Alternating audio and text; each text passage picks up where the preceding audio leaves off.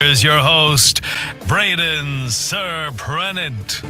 What's up, San Diego? And a happy Wednesday to everybody out there in America's finest city. He's Frank Marchese. I'm Braden Surprenant, and we are the Braden Surprenant Show, live and local each and every day from 10 to 2 on San Diego's number one sports station, 97.3 The Fan. And today, we are live from the Loft at Petco Park. We're going to be doing this almost every single Wednesday day game, if I'm not mistaken. So, good to be here at Petco. I'll see a lot of you guys starting to trickle in when they open the gates. Again, if you haven't been up to the Loft, you got to check out the Loft. It's great. They do have the membership happy hour that they do before games. You can come up here, enjoy a drink. The lines are usually not too bad. They have full bar up here where they can make cocktails for you. They got games up here as well. They got Pop-A-Shot. Got to get Frank on Pop-A-Shot in just a little bit. They got pool tables, shuffleboard, the whole 9 yards. It's a great time. So when you come down to the ballpark, if you're coming down to the game today, come up to the Loft. We will be up here before Sam Levitt takes over for the EcoWater SoCal Padres pregame show up here at the Loft as well. That will start at 12:10.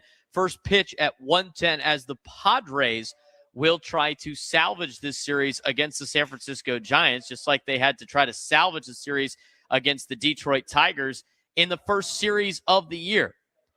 And today, as we are live from the Loft at Petco Park, I wish I could sit here and tell you it's all sunshine and optimism and opening week vibes. I mean, I tried to do that yesterday, but today I really can't.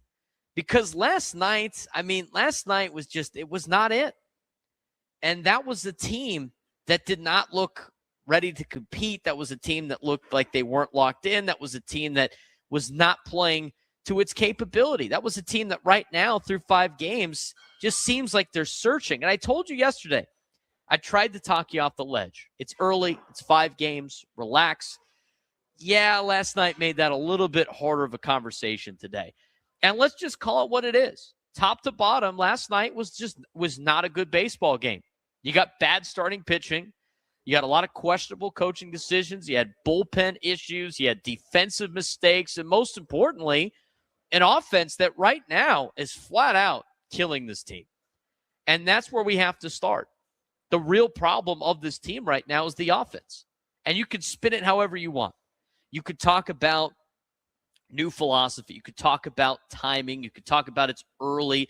But when you look at the numbers through 5 games, a 182 batting average as a team, a 515 OPS, 44 punch-outs to just 29 hits, that's not really working through it. That's getting dominated from the opposing pitching. And it's not like this lineup lacks talent. You have Fernando Tatis Jr., you have Manny Machado, you have Xander Bogaerts, you have a young star in Jackson Merrill. This is not a roster that should be putting up those numbers. And here's what's the most concerning part about this. It's not just that they're not hitting. They're not getting a lot of great at-bats. I mean, it's tough in some of these competitions with the at-bats. I mean, they had one good inning last night. One. That's it. As Merrill said after the game, we hit for one inning. They just kept hitting. That's been the difference not only last night, that's been the difference every single game. I mean, the game itself last night felt like death by 1,000 paper cuts. I mean, you fell behind early again. First inning, boom, you're down 3-0. And in baseball, especially with the way this offense is swinging right now, that's going to feel like 10-0. Now, you got to give the Giants some credit. The Giants came in, did exactly what good teams do. They kept the pressure on. They had 16 hits. They didn't let up. They didn't have that dead inning the Padres have. And they passed the baton over and over and over again. That's what a functioning offense looks like, which is surprising, I think, for a lot of people because the Giants coming in to this series, had 1 run. They only scored 1 run. They tripled that amount on Monday. And then yesterday, they doubled their amount of total runs by scoring 8 yesterday against this Padres team. I mean, the majority of their runs have come against the Padres this season. Let's talk about Germán Márquez. I mean, obviously, that's kind of the elephant in the room with how the game started yesterday. And we'll break him down later on in the show. We'll look at some of his advanced numbers. But I'm just going to say it right now. I don't know what you're going to get more out of Germán Márquez than what you got last night.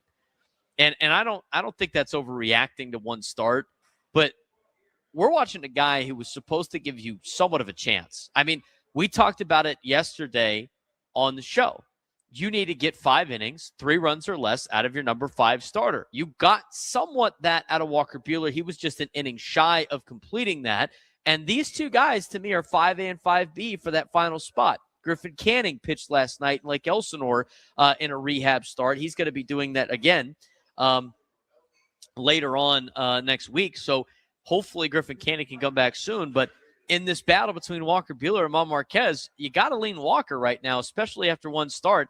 I don't know how many more opportunities you could give Germán Márquez like last night. I mean, he just did not have really anything working for him. And you start looking at the analytics of Germán Márquez from last night, it doesn't paint like a better picture than what he accomplished last night. And I don't think that's overreacting to just one start, but we're just watching a guy who's supposed to give you more of a chance, and he didn't. He left pitches over the plate. He got hit. He fell behind early in counts. And yes, the home runs did barely scrape over the fence, but guess what? They still got out of here. And at this level, almost doesn't matter. The job of a back-end starter is simple: keep the game manageable. And he didn't. The only reason why it was somewhat close is because the offense for that one inning was able to scratch 3 runs across and make it a 1-run game. But then that led to some decision-making, by the Padres. And here's the thing about Craig Stammen, because this is where I think it gets tricky when it comes to this club. You could question some of the decisions and understand the situation. Both can be true.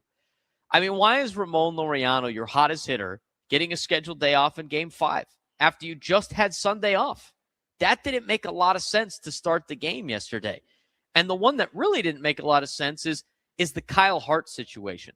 Like, why is Kyle Hart going back out there for the 6th inning in a 1-run game when he already gave you 2 strong innings and Bradley Rodriguez is going to come in after? That's a leverage situation. That's a moment in the game. These are decisions that matter. But the reality is, Craig Stammen, look, you have to have patience with Craig Stammen because he's learning how to do this on the fly. This is his first time doing this. There are going to be growing pains. There are going to be the decisions where we sit here and go, what are we doing? But that's part of this process of him being the manager of the San Diego Padres. He's going to go through some growing pains. Whether or not we think that's a great decision for that to be happening with a team that is competing at this point, that's a different story. But you got to give him some leeway. He was not going to be a perfect manager out of the gate. I mean, that's a very difficult task to ask of anybody. I mean, Vitello had to deal with that the last series against the Yankees, but he's got some managerial experience at the college level. Craig Stammen's got no coaching experience. So for Craig, he's going to have to learn. He's learning on the fly and learning how to make some of these decisions. You have to give him a little bit of some leeway, but don't get it twisted. It's easy to blame the manager. It's easy to point to lineups. It's easy to point to pitching choices, but we have to be very clear here. This start of the season is not totally on the manager. This is on the players. The players are not playing to their level. The offense is not performing. The fundamentals are not there. You can't win games hitting a .182 as a team. You just flat out can't. And I don't know what Craig Stammen's batting average is in Major League Baseball, but I'm going to tell you right now, he might give you a better chance right now at the plate than what we're watching night in and night out with this offense. That is, and again, the expectations are higher because they have shown that they are these type of players. They can't play to this uncharacteristic level that they're playing at right now. So if you look at the big picture, let's zoom out a second, because I know what some of you are thinking. It's 5 games, and you're right. Now, I think not a lot of people are thinking that based on some of the comments that we saw yesterday in the YouTube chat, not only on our show, but on Gwen and Chris, and also through the post-game show. It is 5 games. I think you can have that perspective, and there's a lot of baseball left. 162 games, and we're just talking about 5. But here's what you do have to push back a little bit, and this is where, you can see both sides of these things. I can sit here and say it's only 5 games, but I can also sit here and say how they're losing is not a recipe for long-term success. It's not like they're going out there and they look really good and they're just getting beat. They are not playing to the level of their expectations, and they are not playing to the level of their ability. Because here's the deal. It's the way they're losing. If you're losing tight games, if you're grinding out at bats, if you're hitting balls hard, and you're getting that's baseball, we can make the argument that it's early in the season. They're playing good ball, but you know what? They're just not coming through and getting wins. But when you're not hitting, when you're falling behind early in games, when you're not executing defensively, when you're not putting together consistent innings, that's where concern creeps in. Now, the good news is, and yes, there is some good news, because I'm not here to bury them 5 games into the season. This team can hit. We've seen it. We know what Tatis, Machado, and Bogarts can do. We know that Merrill is a rising star. We know the offense is better than this. And here's the bottom line. They just have to flat out show it. Not talk about it, not say it's early, not say we'll figure it out. They need to start showing it as we continue in the rest of this homestand, which is today, the final day. And last night, to me, it was a great opportunity for the Padres to really get a reality check of, we can't continue to keep doing things like this. It made talking people off the ledge a lot harder today. It exposed issues, real ones, but it also put a spotlight on what needs to change, and it's the offense, plain and simple. You fix that, everything looks a lot better. You don't, and you could be in for a very long season. So today, we're live from Petco Park. We're going to break it all down. We're going to talk about Germán Márquez and what his outing was like yesterday. We'll go through the sequence of Kyle Hart and Germán Márquez. We'll talk about the lineup yesterday. We have already gotten a lineup out today that we will talk about. A quick show for us up here at the Loft. But, Frank, last night, I think you can have both perspectives of what we watched last night is how you should never play a game the rest of the year, while also saying at the same time, you've got to give them an opportunity to play their way out of this because it's only 5 games. It's a little bit of both, but at the same time, last night could be the, reality check that this team definitely needs to get things going. And we'll see whether or not that is true with how they play today. With how yesterday started, you have now spotted the opposing team's ace 3 runs or more in 2 of the 5 games that you've played. That is not a recipe for winning. You had defensive miscues last night. You had Manny lose the handle on one. You had a ball drop between Merrill and Fernando in right field. That doesn't normally happen. You can't have that. And no, it's not polishing. It's being realistic. There are some people out there that just want us to rag on this team and just completely forget of all context. It's not how this works. You need to look at the season in a whole. It's not just a couple of games. As far as the offense goes, this is your reality check on the offense. Padres right now, second to last in Major League Baseball in batting average. You are third to last in Major League Baseball in hits.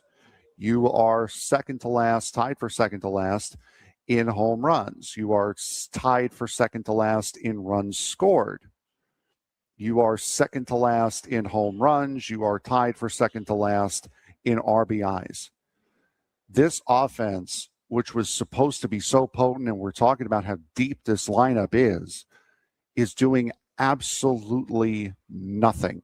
And the guys who were doing something got a night off last night. That's the only guy, right? That's not great. Not only that, I'm going to expand on that a little bit too, because here's the thing that's frustrating, and this is why it's hard for people to talk. You have the talent on this team.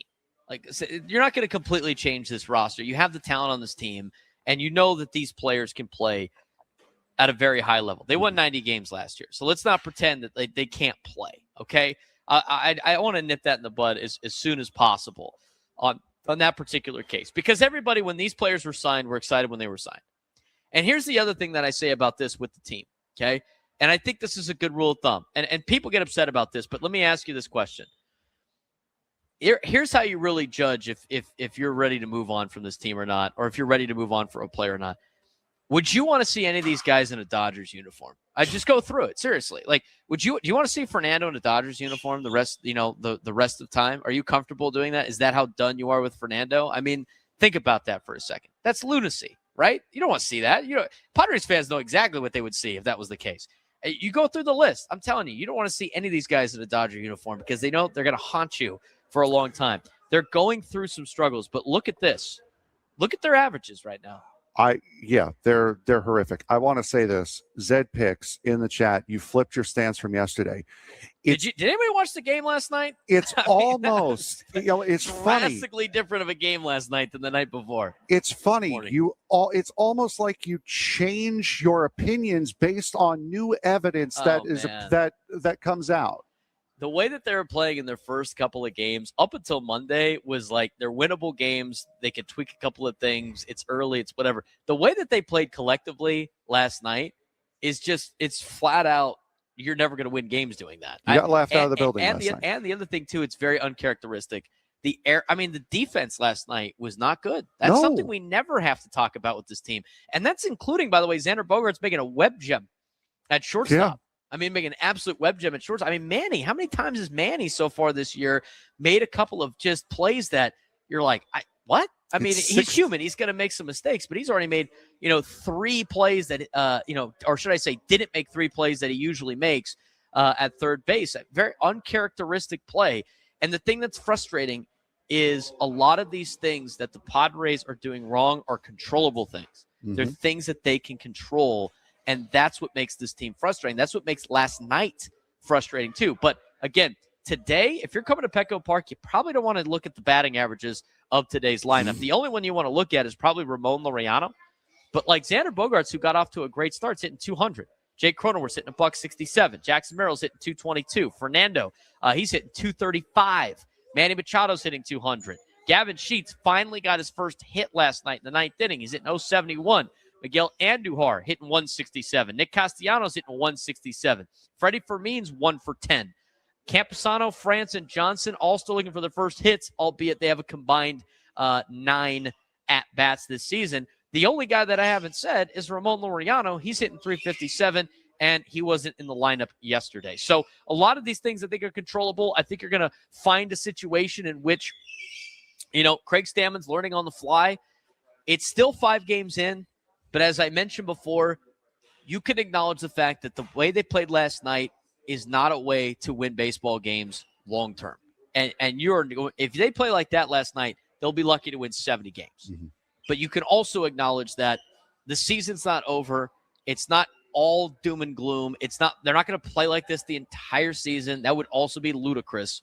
They have enough time to turn it around. You win today, you get to 2-4. You're playing a Red Sox team that's struggling right now on the road in Boston. But as we mentioned before, I don't know how much solace that is. You came in here playing a Giants team that was struggling off the first series. I don't know how much solace that is to see that the Red Sox are struggling too.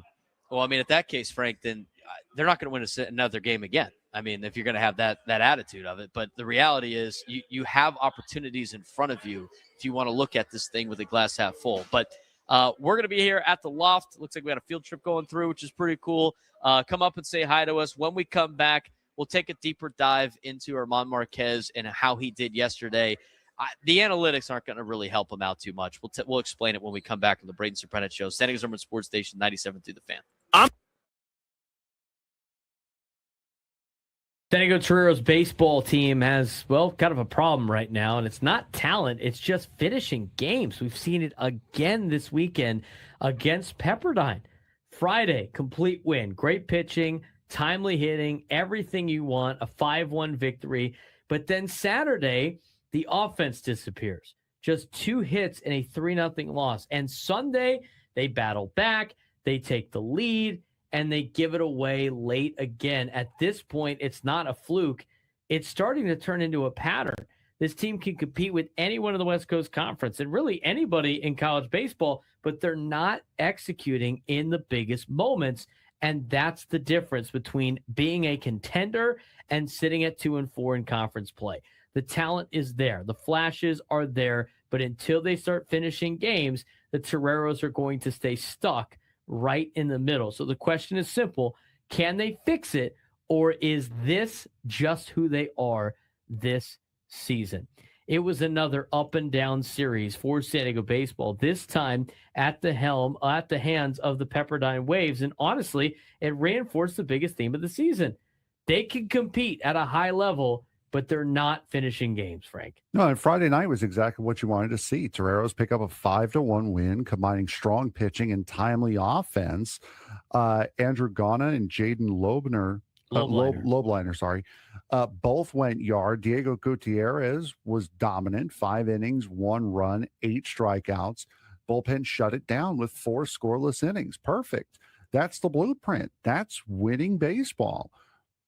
Then came the drop-off. Saturday, a 3-0 loss, just 2 hits. Offense completely disappeared. And then on Sunday, they fought back from 3-0 down to take a 4-3 lead and then gave it away again, losing 7-4. So USD just right now sits at 9-17 on the year. They're 2-4 in the West Coast Conference.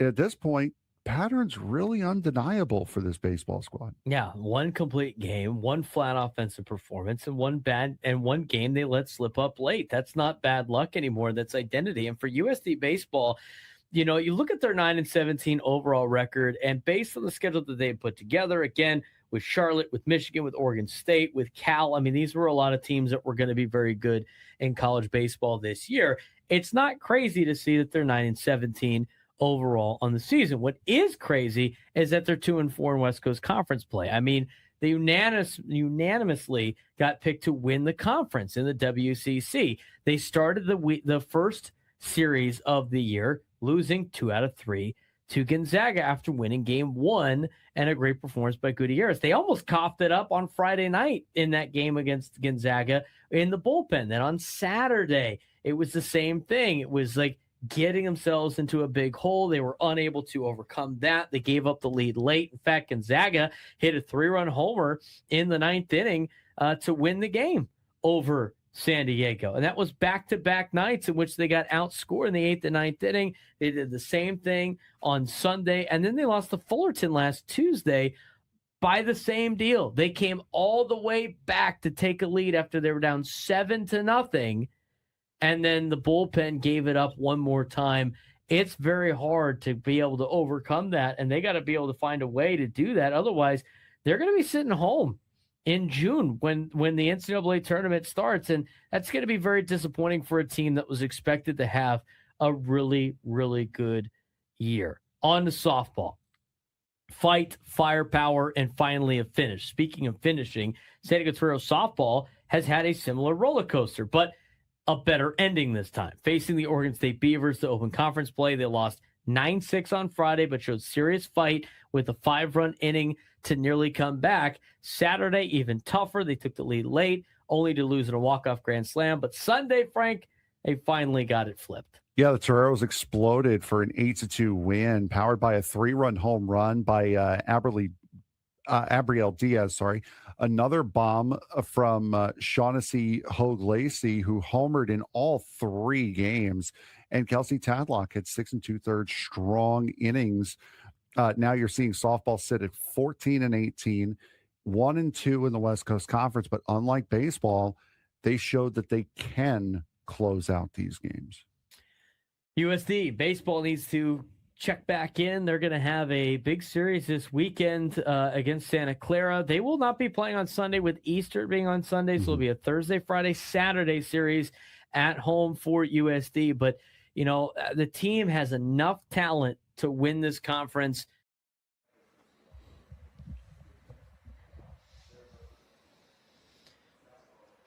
We usually broadcast live from the Bill House Studios. We know how, but today we are live at the Loft up at Petco Park, 3rd deck of the Western Metal Supply Company building. We are going to be here up until the EcoWater SoCal Padres pregame show with Sam Levitt.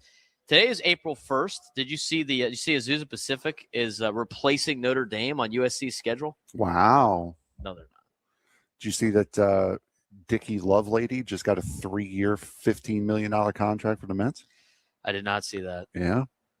I also have seen a lot of Here's what I don't like about the April Fool's jokes from a lot of these accounts are like new uniforms that actually look sick that they end up not going with. Yeah, I know. That's just rude. That's rude. It's so rude. What did we warned everybody yesterday? Be careful.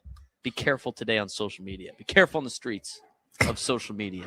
Let me see. There was another one that Padres sleeper had. I don't remember exactly what it was.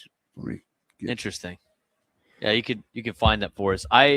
We're going to be up here until the Equalwater SoCal Padres pregame show, which will be at 12:10 with Sam Levitt. First pitch for the Padres and Giants at 1:10 down here at Petco Park. Final game of the opening homestand here in San Diego before the Padres go on to play the Boston Red Sox over the weekend, and then we'll take on the Pittsburgh Pirates next week. So hopefully an opportunity for the Padres to get back on track, but it would be nice to have a happy flight to Boston this afternoon, this evening. I will hopefully be having a happy flight tomorrow morning to Boston, going to Boston Logan tomorrow to enjoy. I'm going to go to the Padres Red Sox game on Saturday.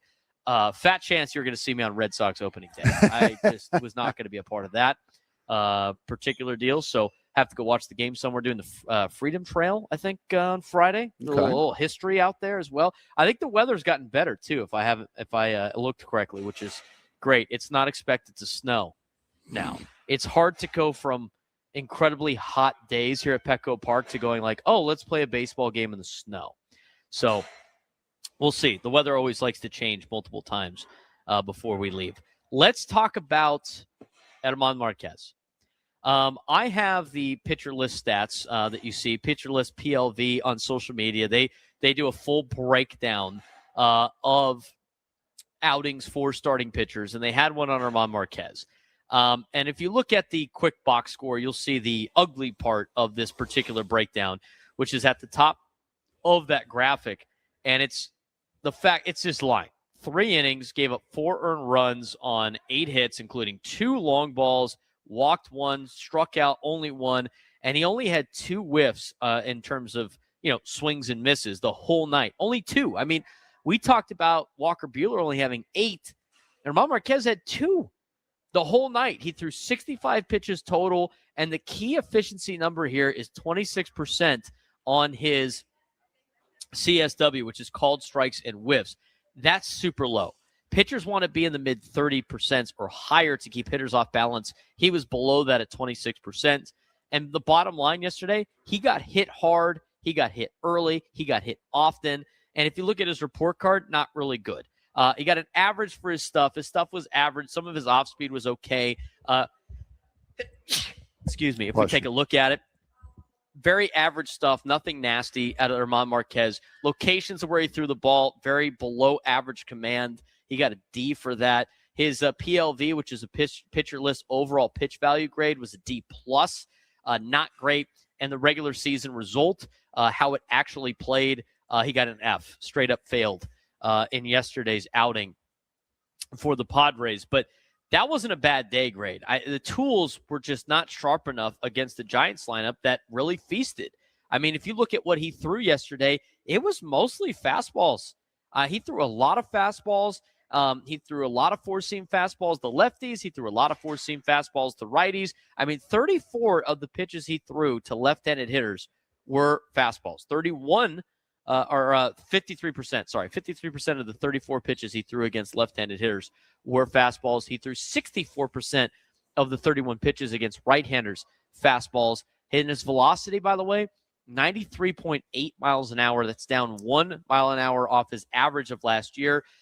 His extension was okay, not great. Vertical movement, it was 15.8 inches. You want 18 inches or more to be elite. Horizontal movement was okay. It was his primary weapon, but 38 of his 65 pitches were four-seam fastballs, and they destroyed his four-seam fastball last night, Frank. Yeah, and that's what Craig was saying during the postgame presser yesterday, is that he did not have his breaking ball working at all last night, so he just kind of left with only one pitch, and that was that fastball. And because of that, he kind of looked like the pitcher that went 3-16 last year with a historically bad Colorado Rockies team. So just again, a really, really bad night to compound all of the offensive issues that the Padres had. And again, like I mentioned in the open, this is now the second time in 5 games that you spotted the opponent's ace 3 or more runs. You look at like just the way his pitches moved last night. His fastballs were, a lot of rise up in the zone. His curveballs had the big downward break.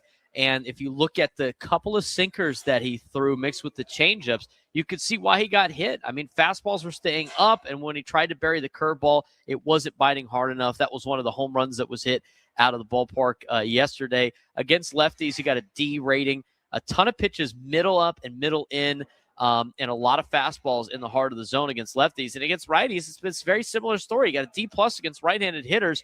Fastballs and curveballs leaking back over the plate instead of on the edges. I mean, he didn't have the command to paint the corners or change eye levels effectively. Pitch-by-pitch breakdown. I mean, you go through his pitch-by-pitch breakdown on his pitch site metrics, there's not a lot of good positive notes out of last night's outing for Germán Márquez.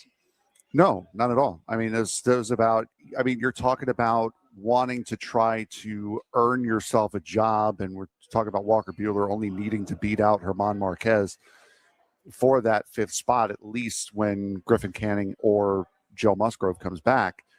That was probably the worst start you could have possibly had if you were Germán Márquez trying to stay on this team for the first guy off the IL to come back. Right. So his fastball was straight and hittable, no whiffs at all on 38 of them. Curveball was his best pitch by far in terms of his stuff. He had a high stuff grade on his curveball, but he didn't get enough swing and misses with it. And everything was basically an afterthought after that. So, I mean, he came out throwing a ton of fastballs at 93, 94, but they stayed up in the zone, and the Giants hammered them last night. 2 homers and a bunch of hard contact in just 3 innings. His curveball had some bite, but not enough swing and misses. His command was off. It was a rough, short night for the veteran right-hander. And with the stuff being average at best, the command being below average, and the results coming in as an F, I mean, this is something that, I can't find too many positives to be like, hey, with Walker Buehler, at least he looked good when he got ahead in counts. He gave you what you were kind of expecting in a number 5 starter. For Germán Márquez, I mean, I don't know how many more outings he is going to get with this Padres team if he has another one like that. No, this is exactly what you feared. I mean, and you not taking Tristan McKenzie over this, not taking Matt Waldron, not taking a couple of other guys that you had, Marco Gonzalez being one of them. This was the risk you ran, and Germán Márquez had an advantage on all of them because he actually had a major league contract. Right. So not a great start for Germán Márquez, and you would have to assume at least through the first trip through the rotation, because that's all this is. It's just the first trip that between him and Walker Buehler, most likely when Griffin Canning comes back or when Joe Musgrove comes back, Márquez is probably going to be the one to go. I would imagine so right now. And here's the thing with this extended spring training or extended tryout, you don't get a lot of opportunities. And right now, Walker Buehler looks like he has surpassed Germán Márquez, and we'll see what happens in the next round through the rotation, at least until Griffin Canning comes back. The sequence, what happened yesterday, I don't think Craig Stammen has made a ton of mistakes so far this year, but there have been a couple that I think are interesting to talk about. And yesterday was about Kyle Hart and Bradley Rodriguez, where kind of the game really fell out of line. And I'm going to mention this again. The offense needs to get going, but an interesting decision. We'll break it down when we come back on the Braden Surprenant Show, standing as number Sports Station 97 through the Fan.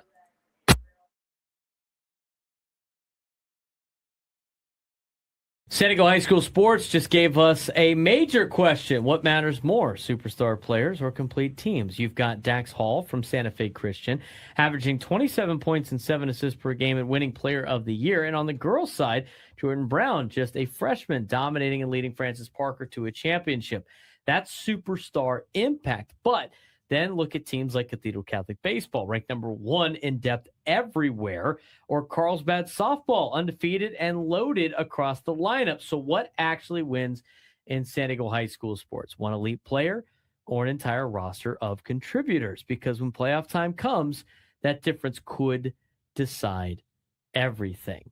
This week in San Diego High School sports, we've got ranking shakeups, player of the year honors, and a clear picture of which programs are dominating the county right now. In baseball, Cathedral Catholic High School continues to hold the number one spot, while Rancho Bernardo and Granite Hills stay right behind in the hunt. In softball, it's a battle at the top with Modern Day Catholic and Carlsbad leading the way, with Carlsbad still undefeated. Meanwhile, postseason honors are out, and some standout names headline the county. Dax Hall takes Boys Basketball Player of the Year, while Jordan Brown makes a huge statement as a freshman, winning Girls Player of the Year. And in soccer, Kai Wheeler, Samantha Harpster lead a dominant year for Del Norte.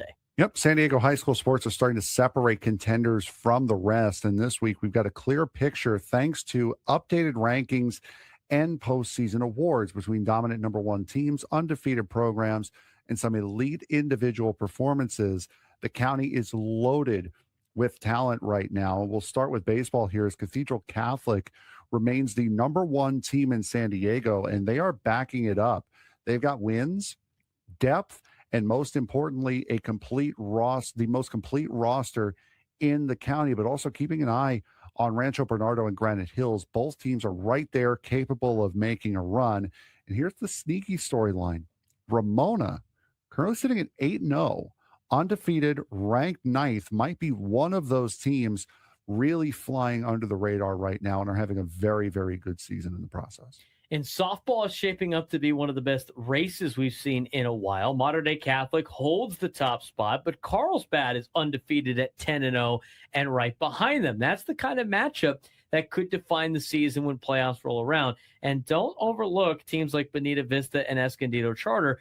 Both are having strong seasons and capable of making deep runs, which leads to our Player of the Year awards that have come from the winter sports. Let's talk about some of the top players in San Diego this year. Dax Hall from Santa Fe Christian was named Boys Basketball Player of the Year, and deservedly so. He averaged 27 points and 7 assists per game, leading the county in both categories. That's not just scoring, that's complete offensive control. And Frank, on the girls' side, it's Francis Parker, freshman, Jordan Brown, who wins Player of the Year, a freshman. Very impressive. Yeah, love seeing the underclassmen get one over. She averaged 20 points per game and led her team to an open division title. That tells you everything you need to know about her impact for Francis Parker girls basketball. And in soccer, Del Norte completely dominated the awards.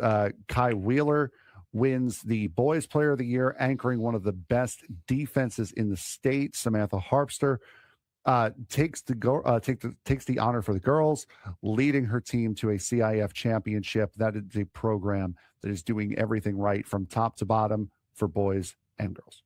Track and Rising Stars. Track season is also heating up with some elite performances. Maya Estes from Canyon Crest is now tied for 7th all-time in San Diego history in the long jump. Cameron Yarborough from Del Norte posted one of the fastest 800-meter times in section history. And we're seeing multi-sport athletes continue to dominate across different competitions. But the big takeaway this week is, are we seeing a shift towards superstar-driven teams or complete team depth winning championships? You look at players like Dax Hall and Jordan Brown, elite game-changing talent, but then you look at teams like Cathedral Catholic Baseball and Carlsbad Lacrosse, deep, balanced, complete rosters. In high school sports, especially in San Diego, it feels like teams with depth, not just stars, are the ones built for long playoff runs, and that balance between individual talent and team depth might decide who wins CIF titles this year when it comes to the spring championships in San Diego.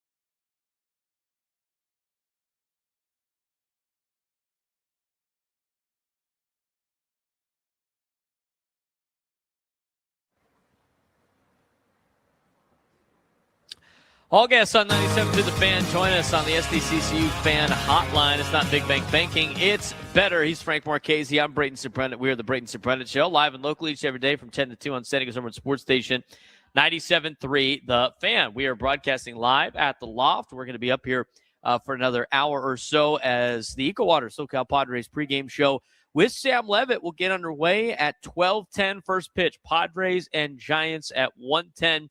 Nick Pivetta will go for the San Diego Padres today to try to salvage this series against San Francisco and also salvage the homestand with a couple of wins. Obviously, the best you could do right now is 2-4 to start the season before you head on your first road trip to Boston and Pittsburgh. Pittsburgh is a tough place for the Padres the last couple of years. I think last year they actually did pretty well in Pittsburgh against the Pirates.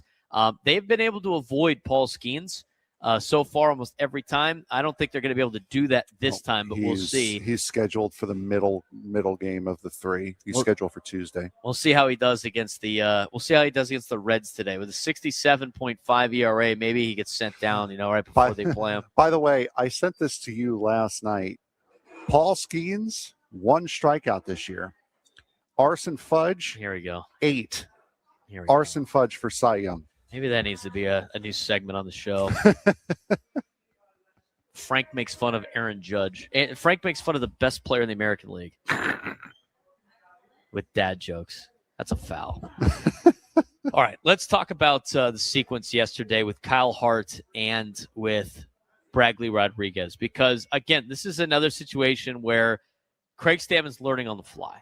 Okay, he's learning on the fly. He's learning how to manage his bullpen on the fly. I think a lot of people can ask questions about some of these decisions, but at the same time, he's never done this job before. So I don't want to make that an excuse. He does have to be better, but you're going to have some growing pains with this. And I think last night was one of those growing pains for Craig Stammen because the Padres are in a situation in which they had a 1-run lead. And Kyle Hart had pitched 2 great innings. He gave up the double to Jung-Hoo Lee, but then Jung-Hoo Lee tried to make it into a triple. He got thrown at third base, but he went unscathed in those 2 innings of relief, which is great for the Padres. But I just felt like last night you were playing with a little bit of fire, throwing Kyle Hart out there for a 3rd inning. And he started the top of the 6th with the Padres trailing 4-3 and had already thrown 2 clean innings in the top of the 4th and the top of the 5th. Bader led off with a double on a first pitch slider. Now, there was a little miscommunication with Jackson, Maryland, Fernando Tatis Jr. If they're able to make that catch, all of a sudden this changes a little bit. But this is where you lost the game, was the 6th inning when he gave up 4 runs. I mean, if it's still a 1-run game, you throw up a 0 there, you feel like you got a chance. Maybe the offense can find a spark. But Bader leads off with a double on a first pitch slider at 88 miles an hour. Then Bailey walked on 4 pitches. So now you got runners on first and second and nobody out. They leave Hart in to face Schmidt. He gets Schmidt to strike out looking, which is a good recovery with his splitters and his sinker for Kyle Hart. And then Adames comes up. And now here's the lot. This is what Craig Stammen said after the game. He wanted Hart to face Devers because Devers was coming up, and Devers he's a switch hitter, right? If I'm not mistaken, off the top of my head. Or is he a lefty? I think he's a switch hitter, lefty. Right? Oh, he's a lefty. Okay, so he is a lefty. So you wanted the lefty-lefty matchup against Rafael Devers. So you had to have him go through Adames. But the reality of the situation is, regardless of because you had Bradley Rodriguez starting to warm up now in the 6th inning, someone was going to have to flip on the righty-lefty situation, right? So they tried to keep Hart in to face Devers, but he had to get through Adames. Now, he's already faced 3 guys currently in the inning, and he has 2 runners on with only 1 out. And Adames singled on the splitter to score Bader to make it 5-3. And then after that, they let him face Devers, and then he got a single. And luckily, with the little bit of a luckily on the single, it was unable to score the runner from third. But now you got bases loaded, and then you bring in Bradley Rodriguez, who enters with the bases loaded, 1 out, and the score is now 7-3 after Ramos singled on a 98-mile-an-hour sinker, where 2 more runs scored. Arise hit a sac fly in that inning on a 4-seam fastball. That was the 4th run of the inning, made it 8-3. Chapman grounded into a fielder's choice. Rodriguez got out at second on a singer, but like Bradley was able to get out of the inning, but he unfortunately gave up too many runs. and the Hart gets charged with all the damage. He gives up 4 runs in the 6th inning. He goes 2 1/3 innings that day, total yesterday, and now he's got a bloated line when you could have got him out of there and feeling confident with 2 innings of scoreless ball and have Bragley start the brand new inning. This, to me, was a sequence that really didn't work out for the San Diego Padres. And we're going to talk about Bragley Rodriguez and his stuff in a second. He had pretty good stuff last night, but you threw him into a tough situation where if you gave him the clean inning, you might be only down 1 after the 6th, instead chasing an insurmountable lead. The only way you have Kyle Hart pitch that next inning is if you're leading off with a lefty. You have Harrison Bader's a righty. Bailey is a switch hitter, so he's going to counter whatever you do anyway.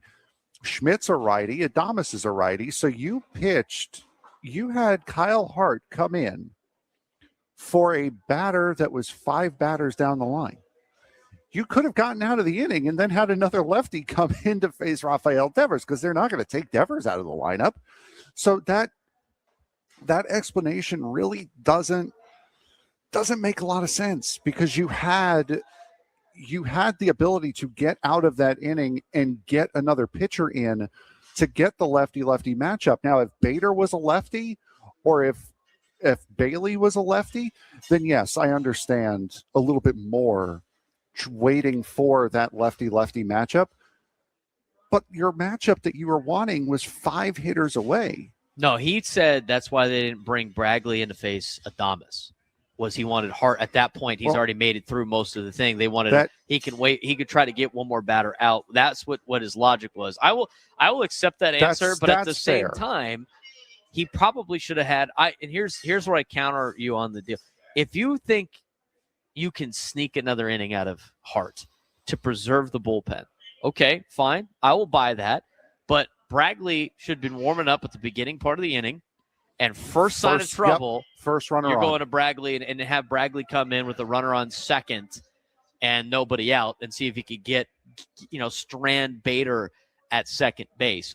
That to me should have been the decision. But now here's the problem with going with Hart for an extra inning is now he looked really good in his first 2 innings, and now he leaves with 4 runs tacked onto his stat line and not that sense of confidence that you need in these players early in the season. I think that was a tough decision yesterday. And you look at the way Rodriguez pitched, when you look at his actual competition or how everything played out with his outing yesterday, he went 1 2/3, did not give up any earned runs because they were all charged to Hart for loading the bases. 1 hit, 1 strikeout, no walks on 17 pitches, and he had an 82.4% strike rate yesterday. Extremely efficient despite the messy inherited situation. He had 17 total pitches. He threw 7 fastballs that were coming at 97 miles an hour on average, with a good rise, had above average on the stuff, a grade 70 on the stuff. He threw it up in the zone with a 71.4% zone rate and a 50% chase rate, and his expected weighted on base average on contact was 234. It was solid, but he wasn't giving up serious damage. Changeup was good. Sinker came in at 98.4, which is even harder than the 4-seam. He had good sink to it. All of his stuff played out great. Sinkers and 4-seamers sat up with a little arm side life. Changeups had big arm side run. His arm angle was good. Locations versus lefties were mostly middle in and some elevation. Versus righties were more scattered but aggressive. Overall, he had a pretty good grade yesterday. I just don't know why they didn't start the inning with Bragley Rodriguez. It probably could have helped out a little bit, for the Padres. And here's the thing, too, because somebody in the YouTube chat mentioned, the guy's been in the bullpen for his whole life. How does he not know how to, manage these situations? It's always different when you're actually doing it. I say that as a coach all the time. I learned that from my dad, who was a coach for a long time. The difference is now he's putting his product out there. And when you're in the moment and you have just because you pitched in Major League Baseball doesn't mean you know how to know the intricacies of managing a bullpen. He's learning that on the fly. He's going to have, I think, a better chance than people that didn't pitch in the bullpen. He's going to understand what these players are going through. But at the same time, he still has never done it before. He hasn't been the guy making those decisions. And this was a tough one for Craig Stammen last night. I think you could go back to Friday and you can talk about maybe Morahone going 2 innings and going a little bit too early in the game. I think you can have that conversation as well. I think the bullpen management so far for Craig Stammen's been okay. I don't think it's been spectacular, but last night I think they played too much with fire with Kyle Hart going an extra inning, and I think they got burned. And Kyle Hart, I mean, he's thrown 4 and a third innings now in 2 games. Plus, also remember he was warming up in the first inning on opening day. So he has worked a lot. Another guy who's worked a lot, and I heard Sam mention this on the postgame last night, David Morgan's thrown in 4 of the first 5 games of the season. I can't believe they used him again last night. And he's thrown 5 innings. So he's got his favorites, it looks like Craig Stammen does, that he wants to get in there, he wants to get work, and he wants to try to save some of these guys. And we were talking about it off air yesterday, going back to game 2 of the season. Morahone coming in the 6th inning when you could have saved him for a little bit later, not wanting Mason Miller to pitch to get you 4 or 5 outs. Could have just had him come in the 8th and then figure out the 9th inning when you could have. So, I mean, there's so many things that you could have done already over these first 5 games to help expand the bullpen a little bit, to help give you some rest and maybe sneak a win or 2 out of this season so far. So it's, again, we said it during spring training. There is going to be a learning curve here. They're not going to jump out to a 7-0 start. That was an anomaly last year. They are not going to be able. They're going to be fighting and scratching and clawing in the first month and a half of the season. It's not going to be easy. It's not going to look good. And we're seeing that right now. We're seeing what we said play out. There's some pros and cons of last night with the move. Now, the pros were, once the bases were loaded, going to the 22-year-old flamethrower was the right call. Rodriguez showed exactly why he's a top 10 Padres prospect, though. I mean, his stuff looked good last night, even though they got hit a little bit. But once you brought in him with the bases loaded, that turned a salvageable spot into a near certain multi-run inning. Yeah. Mm-hmm. A cleaner look or earlier hook for Hart would have let Rodriguez attack with the bases empty and potentially keep the game closer. Early April obviously is about managing workloads. No need to stretch out the veteran lefty when you have this kind of high upside power already. I also think that, it's kind of being a little contradictory with the way that the bullpen is being managed with some of these conversations, because, they didn't want Mason Miller to get a 4-out save. Fine. Okay. 4 or 5 out save on Friday. Fine. Sounds good. We got to keep him fresh. But you let Morahone go 2 innings that night. Yeah. You've let David Morgan throw 5 innings already. You let Kyle Hart, who has already pitched this season, you are letting him go potentially a 3rd inning and go up there with a lot more pitches. It's just kind of back and forth. I feel like they're still trying to figure out what they want their strategy to be, not only with this, but also and we're going to talk about this later on the next hour, the ABS conversation. I'm so glad they asked Craig Stammen about it yesterday, and I want to play that for you in the next hour. When they asked Craig Stammen about the ABS strategy, they're still trying to figure it out. They're still trying to learn, and you know what? I think that's a fair answer, because this is new to a lot of people. Aside from anybody that played in AAA last year, this is new to a lot of people. And the other thing too, because everybody wanted to crush Fernando for a couple of days ago by not challenging the pitch. Oh, therefore he's not locked in. He doesn't want to win. He doesn't care. That is the dumbest thing I have ever heard in my life. You got a guy that's been playing baseball for 27 years, 26 years of his life. Mm-hmm. Out of the 26 years he's been on this planet, he's never had that before.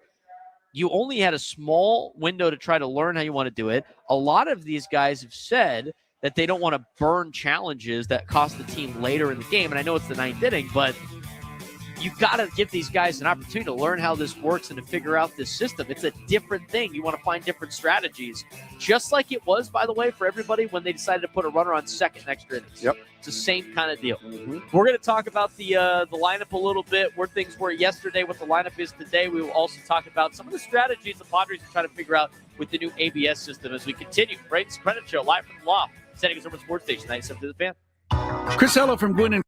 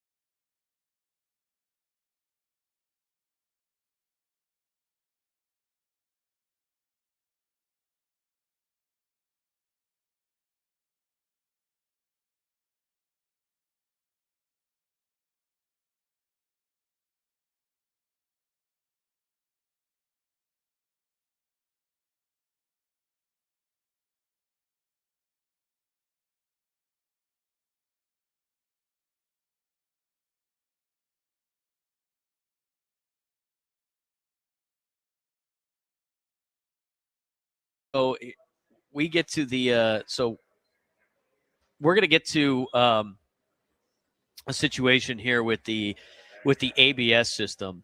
And with the ABS system, it's kind of it's a growing deal. Okay, so like people are learning on the fly when it comes to figuring out the strategy for the ABS. So here's I thought this was very interesting yesterday, and I still think it's very prominent to talk about even after yesterday's game.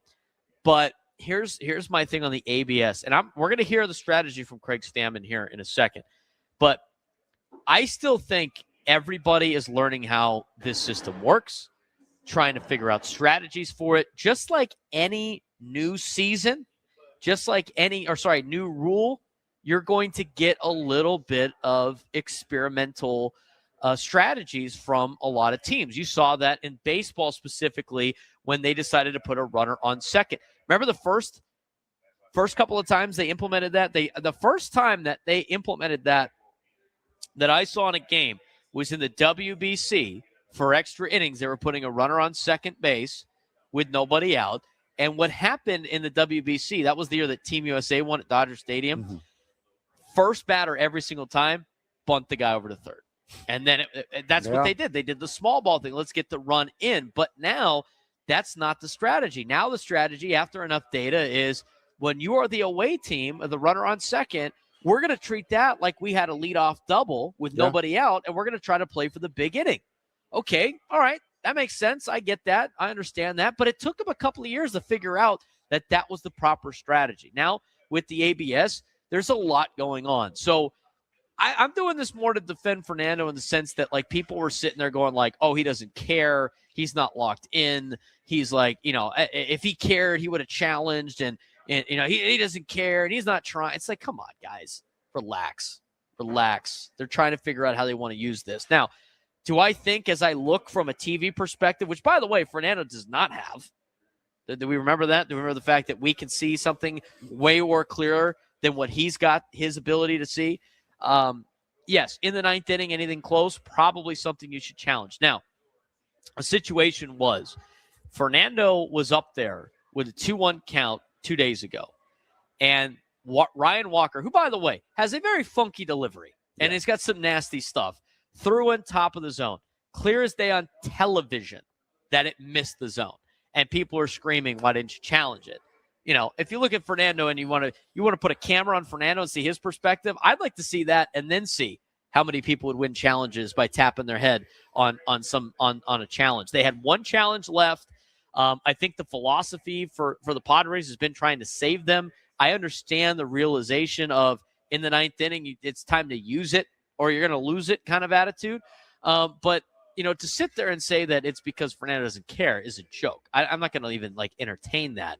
But yesterday, because they didn't ask Craig Stammen about it in the postgame 2 days ago, they asked him about it in the pregame yesterday about the strategy. And what are you guys trying to use the ABS for? Every team's doing it differently. The New York Yankees are being very aggressive. Here for the San Diego Padres, the strategy, well, we'll let Craig Stammen tell you what the strategy is. You mentioned using all your challenges. Would you wanted Toddy to challenge that? I think it was a 2-1 pitch. Yeah, I'm sure there were other pitches we could have challenged too, but just thinking him specifically, one of our best hitters, arguably our best hitter in a ninth inning game, where it doesn't matter if you don't get to keep the challenge for tomorrow. Maybe it's something that we can have a conversation about. But there's also a piece of these guys taking an at bat and not wanting some external circumstances to be thinking about, like, should I challenge this pitch or not? It's more like, I'm going to get a hit. I got to figure out a way to get on base. And so, you're battling those two personas in their head. You want clear mind, simple thoughts. But then, we're also asking them no, you need to know the strike zone. No, you got to challenge too, and you got to do it immediately. So there's a give and a take with that. It's all part of the coaching for this time of year, right? Yeah, exactly. We're learning. We're still learning. We're not going to have it 30 games, and spring training wasn't enough to have this whole thing figured out. And it's a moving target the way it is. Is there a green light for them? Pretty much.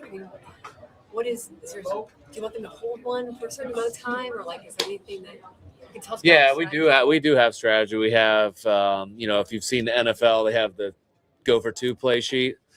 we've got one of those in the dugout, basically. You know, it's our challenge play sheet of when we want to do it, when we want to maybe be cautious, and when it's a green light go time. So we're communicating that in the dugout, and, you know, trying to be the most strategic we can be with this ABS.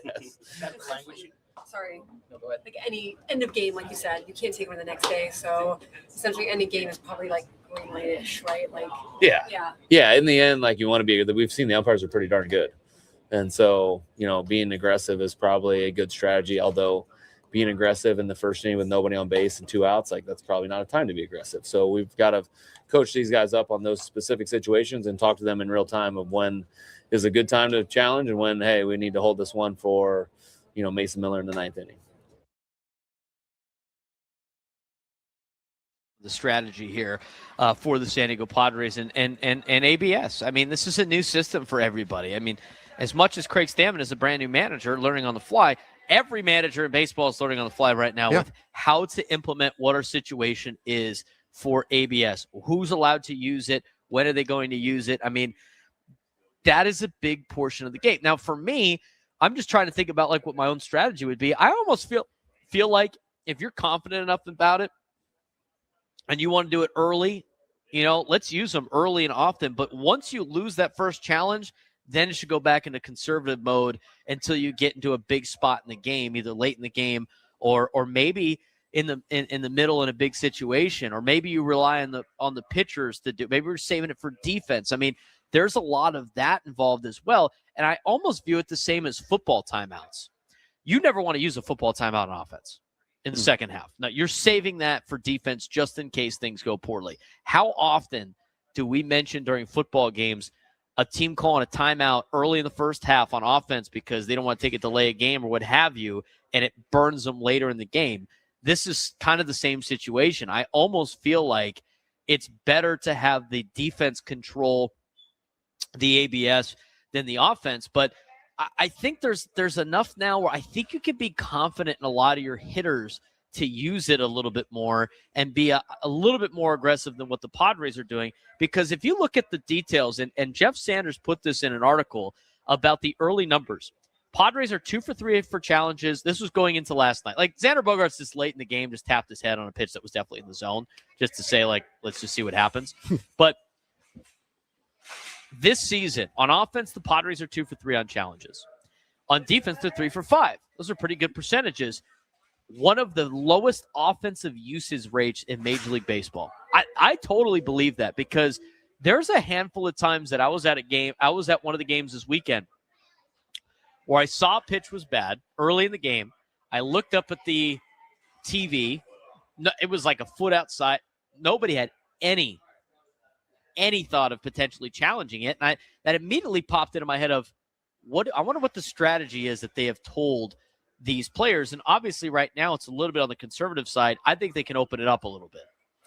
Yeah, I think so as well. And I mean, I agree you'd want to save those for the big spots, but I also believe that, you touched on it at the end of last segment. This is where you can lean on those guys that played in the minor leagues, like a Luis Camposano.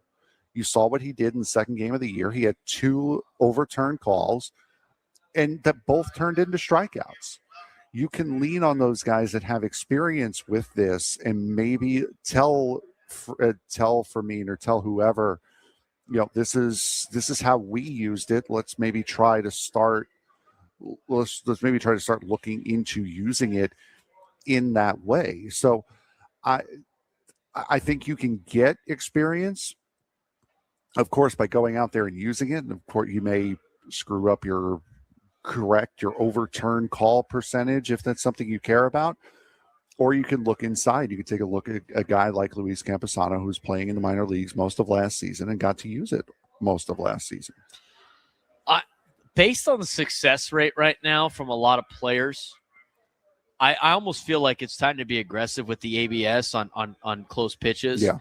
And then, if you lose one, dial it back a bit. But here's the other thing too. You could potentially win games early in the game on flipping some calls at ABS where you don't need it. And it could also in the 9th help. inning. And it could also help because there was a situation, I believe it was last night or 2 nights ago, where Trent Grisham had a pitch, like here's the top of the strike zone. The pitch was here. Umpire called it a strike. Overturned. 2 pitches later in the at-bat, top of the strike zone, the pitch was here, and he called it a ball.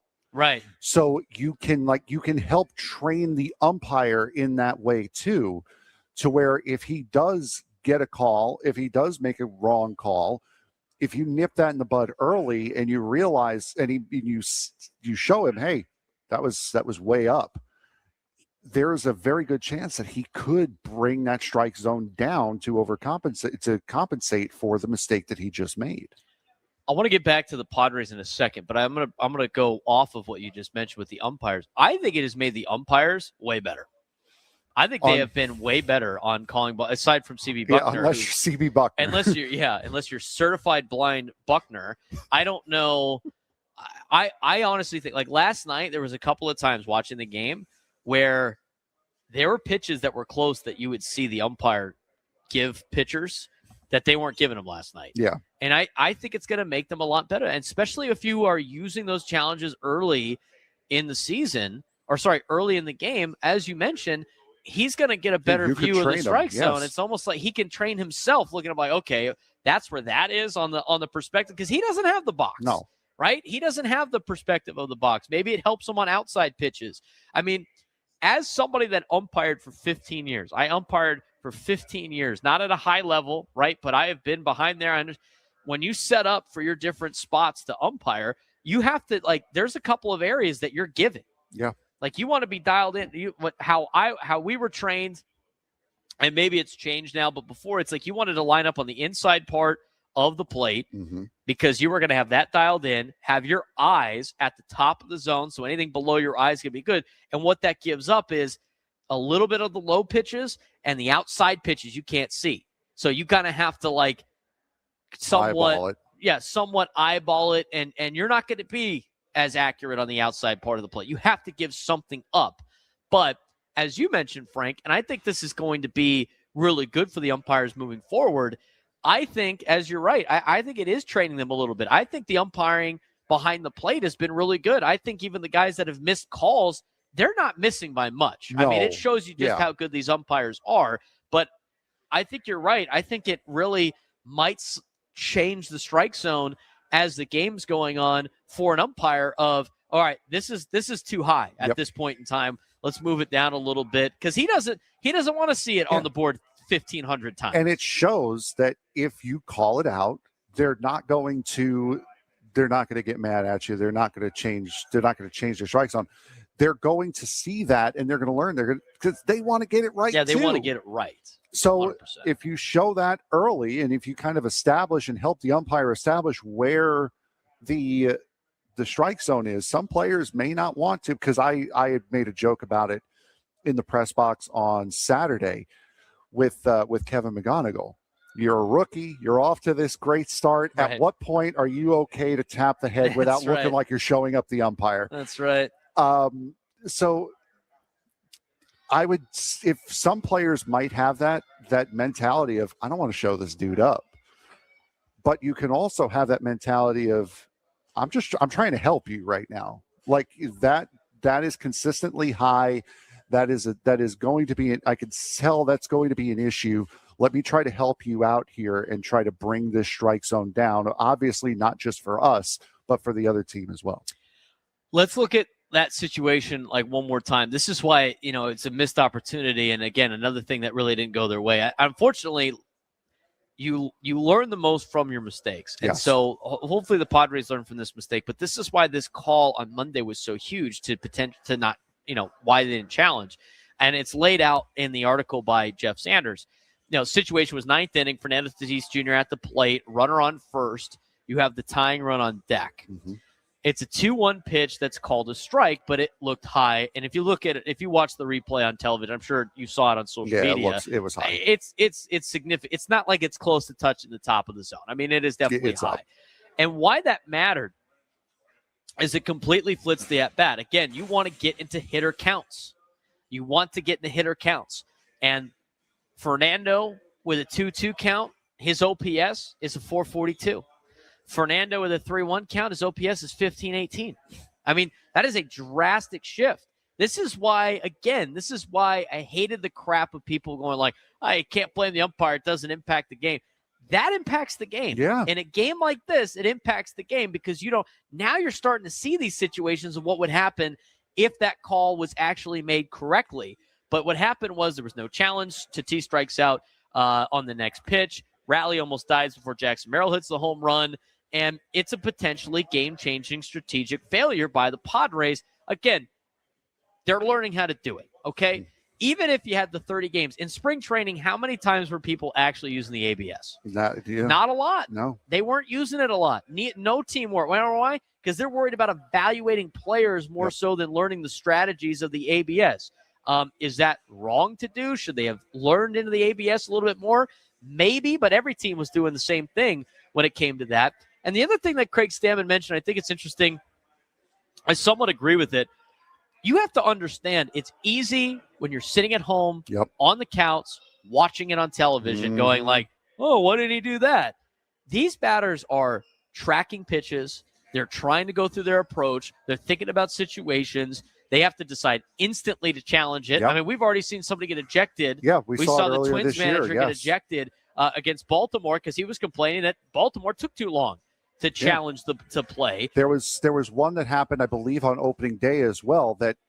So when you're in the box, when you go to make a challenge, that has to be your next baseball move. You can't then take a step back, adjust the gloves, and then tap. So your next move, if you want to challenge, you cannot move if you want the challenge to go through. Right. So that was one thing that we've seen.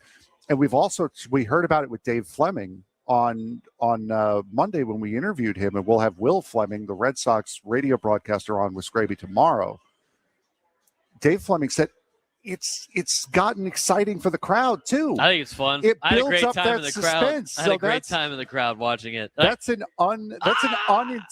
unintended benefit of this. So if you do get those challenges right, you can snap the crowd right back into the game as well. And that's something 100%. that I don't think that these teams are factoring in, is that crowd advantage. You can snap a crowd back into a game on one of those calls. 100%. We're going to take a break. When we come back, we'll talk about the lineup concern. We'll talk about the lineup right now and what we've seen in the first 5 games mixed with what the lineup is going to look like today. A little bit of change. We'll talk about it when we come back on the Braden Surprenant Show. Standing us over on Sports Station 97 through the Fan.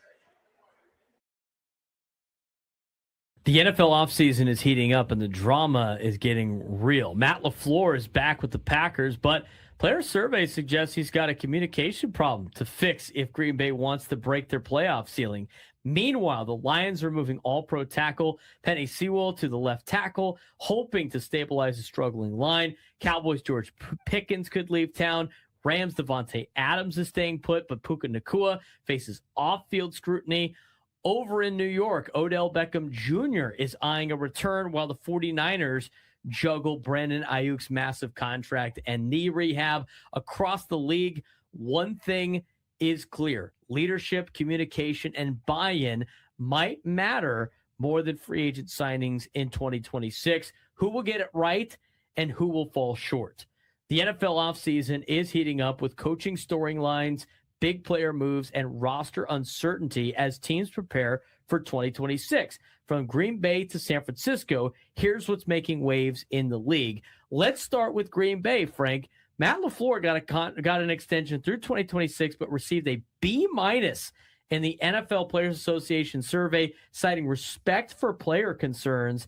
This is interesting going into a season for Matt LaFleur where people thought he could be sent off, could be fired as the Green Bay head coach, but he needs to fix that problem if he wants to remain in Green Bay, especially if they finish the season like they did last year. Yeah, absolutely. Packers lost 5 straight to close out 2025 and continue to struggle with late game execution. LaFleur emphasized role clarity, communication, and buy-in as keys to snapping their playoff series, but it looks like he might not be leading the pack in that as far as what he wants out of his players. Now, I think the biggest question out of Green Bay right now, at least, can LaFleur adjust his leadership style to push the Packers beyond the first round, or is this just the ceiling with not only him, but also possibly Jordan Love as the quarterback of the Green Bay Packers. I don't know how many more years you can go with Matt LaFleur as the head coach at this point in time and not think that, oh, maybe we got to make somewhat of a change here in Green Bay. They've been successful, but like the ultimate goal is to win the Super Bowl. And if Matt LaFleur is not going to be able to guy that's going to get you through the playoffs with a highly competitive NFC conference, it's a lot easier to move on from a coach than it is to move on from a highly drafted franchise quarterback. I mean, if Jordan Love is good enough, I think, to win a Super Bowl for a team. And there's not a lot of those guys out there. So it's easier to go find another coach that might bring in some new life into the organization. I think this is a very telling year for Green Bay. I really do, because if they don't have success, LaFleur's got to be gone at the end of the season, especially with the Players Association survey not giving him a good grade based on his players saying he doesn't have respect for players, which I think is an interesting and also damning comment from the Players Association survey. Let's move on to Detroit with Sewell and being now a switch from right tackle to left tackle. He's an all-pro right tackle. Coach Dan Campbell is considering moving him to left tackle for 2026. He has prior left tackle experience, but has been mostly a right tackle in the NFL. Detroit is reshaping its offensive line after a disappointing 2025 season.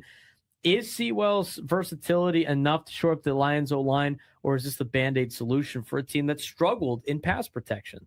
I think it could be a little bit of both. The good news is he does have experience playing on the left side, and I know you, with your football coaching background, that you'd probably be able to describe a little bit more the complexities between playing on one side of the line as compared to the other. But if you think you can work with a good player that's on the right side of the line, if you think you can move him over, maybe to give room for somebody, maybe somebody you want to try to re-sign, is somebody you want to sign, try to bring up, it could very well help.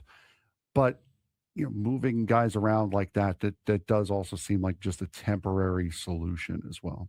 I think he could work out. I mean, he is a very talented tackle. I mean, I think it's going to be a little bit of a challenge, but it is a way to add to your offensive line without having to break the bank of paying for a left tackle. Now, obviously, right, he might want to race, if that's the case, to be a left tackle, because that's a very important position in the National Football League. But I don't think it's a crazy move for the Lions in the offensive line. And you've seen guys do this all the time. Like, if the Lions brought in a left tackle and he got hurt, they would have to, it would be probably better for them to move Sewell over to left tackle anyway to reassure that.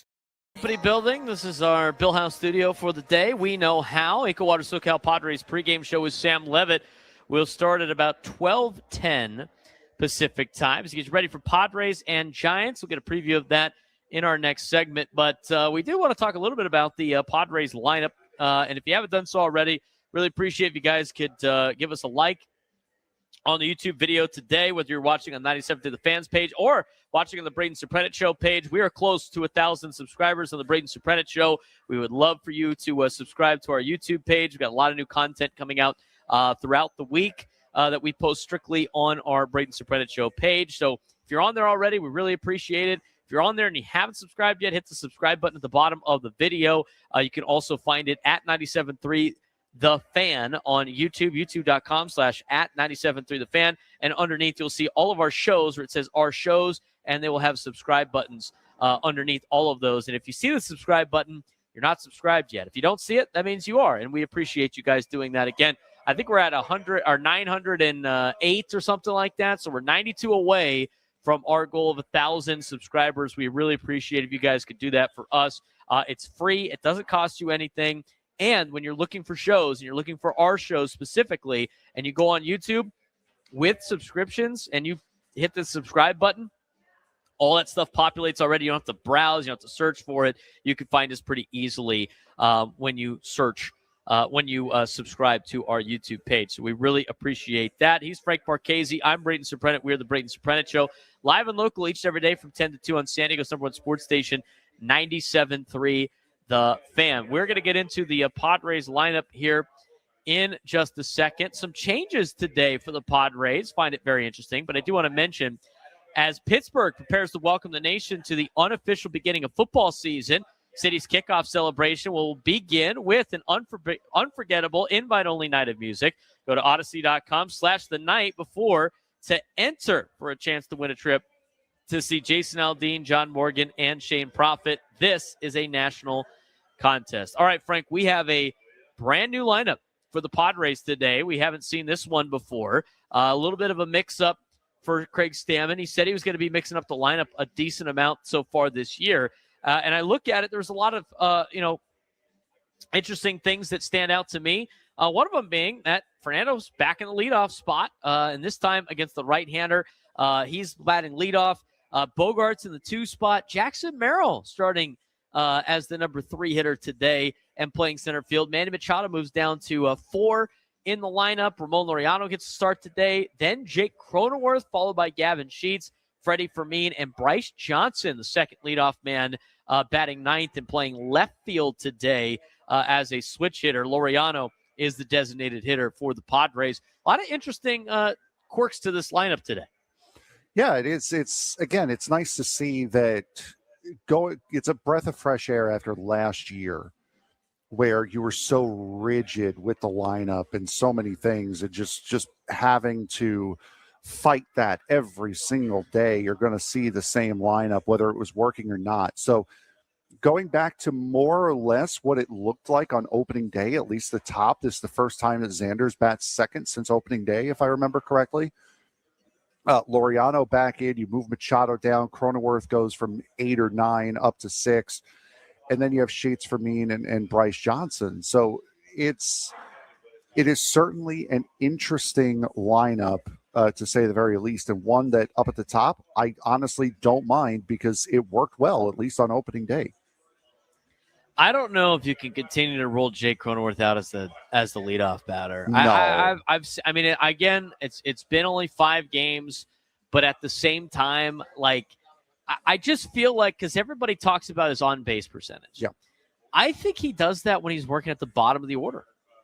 I don't think his numbers are very great near the top of the order. I'd rather have Cronenworth if we're gonna play the on base percentage game for the Padres. To me, that is Jake Cronenworth batting 9. Yeah, 100%. I think that's where you got to put it. Because here's the thing. You're still putting him in front of Fernando. Why is Jake batting leadoff? Because he gets on base, and you want Fernando to come up with guys on base. Well, if that's the case, you can still accomplish that with Jake Cronenworth batting 9th. Because, again, how many times do I have to say it? Aside from the first time through the order, leadoff hitter doesn't matter. It doesn't matter. It doesn't matter. People are like, you got to change your thinking on this. Which everybody just has this original thinking or this old school thinking of we got to put a speed guy lead off and then a contact hitter second and then best hitter third and then let's put our power hitter 4. Like everything's going to work out perfectly in the first inning. But after the first inning, you could have your cleanup guy lead off every inning that he comes up. Yeah. He could lead off every single time. It's almost better to have a leadoff guy as your 4 than a cleanup hitter with the way that sometimes the way some of these games play out. So I think you put Fernando at the top because it needs to be about the best hitters. I mean, honestly, the best way to probably do a lineup in this day and age of baseball, have your best batter hit leadoff, have your second best hitter bat second, have your third best hitter bat third, have your fourth best hitter bat fourth, and just get as many opportunities for your best guys to come to the plate. But I interesting to see that Tatis goes back into the leadoff spot, and it's not against the left-hander. Xander Bogaerts batting second, interesting as well. That's a place that he hasn't had a lot of success in his career, at least he said. But then he had a lot of success on opening day, hitting in the number 2 spot. And I like Manny as a cleanup hitter more than I like him as a 3-hole hitter. I think when you got Fernando and Jackson Merrill on this team, I think they need to be batting third. Yeah. One of them needs to be batting third.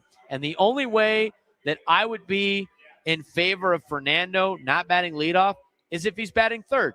And then maybe you have Jackson Merrill bat leadoff. Maybe you have Ramon Laureano bat leadoff. I mean, there's a lot of different aspects you could do at the top of the order. But I think today's batting order is solid. I think it's pretty interesting. And I think we're going to continue to see changes for the next couple of weeks. And this is what we were talking about it off air when we first saw the lineup is I was sure that once you get Luis Camposano starting the first game of the series, you're going to get him starting the last day, because catchers don't often play day game after a night game. Yeah. But that's what you're getting here. You're getting Freddie Fermin. And if that leads to, say, let's just imagine a personal catcher situation with Pivetta and Fermin, then why wouldn't you have Fermin play the first game of the series and then after a day off, and then have Camposano play last night? So that's the only kind of quirk with this lineup that I'm like kind of trying to wrap my head around. But other than that, yeah, I don't mind the lineup that you have here today. Of course, Bryce Johnson's going to have to play at some point. You got to keep giving these guys reps. Yeah, Absolutely. exactly. Ramon Laureano getting the DH after the day off yesterday. You knew Miguel Andujar wasn't going to be playing every day. You knew Nick Castellanos wasn't going to be playing every day. But so I don't mind Bryce Johnson playing. I'm the most surprised about seeing Freddie Fermin in the lineup today. The catching situation, I think that's been very interesting, too, to see who has started and who hasn't, especially if it hasn't been like personal catchers. So I do find the Freddie Fermin start today interesting. But again, tomorrow's an off day, right? Yeah. I mean, I guess you could go like he could play back-to-back day after a night game. He's going to get on a flight today. They're going to fly out to Boston tonight. They're going to have all day tomorrow in Boston to kind of chill and hang out, right, and get some rest. So I could see that a little bit, and maybe they think Camposano's going to catch Friday in Boston, and then he gets 2 days off. But yeah. I don't know what they're doing with the catching. Well, I don't even want to talk about the catching situation yet because I'm going to let that play out a little bit. I also do think they're trying to give Camposano as much opportunity as possible 100%. to get a hit 100%. and to be a contributor on this team. I really believe that they're trying to get him comfortable and continuous at bats so he doesn't fall into a slump, if you will. So that's the lineup today. Just to repeat the lineup again today. Leading off and playing right field, Fernando Tatis Jr. Xander Bogaerts bats second, plays shortstop. Jackson Merrill bats third today. He plays center field. Manny Machado is the cleanup hitter. He plays third base. Ramon Laureano's the DH. He bats fifth. Batting sixth at second base is Jake Cronenworth. Batting seventh. And at first base is Gavin Sheets. That'd be nice to get Gavin Sheets going a little bit.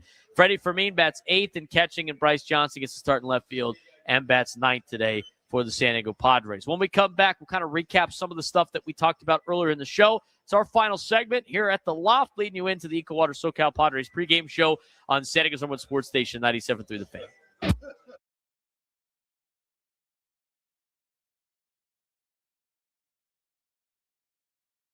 San Diego baseball just flipped the script. They're not chasing the Big West anymore. They're leading it. The Tritons just swept UC Davis on the road, now sit at 8-1 in conference and alone in first place. And it's not just wins, it's how they're doing it.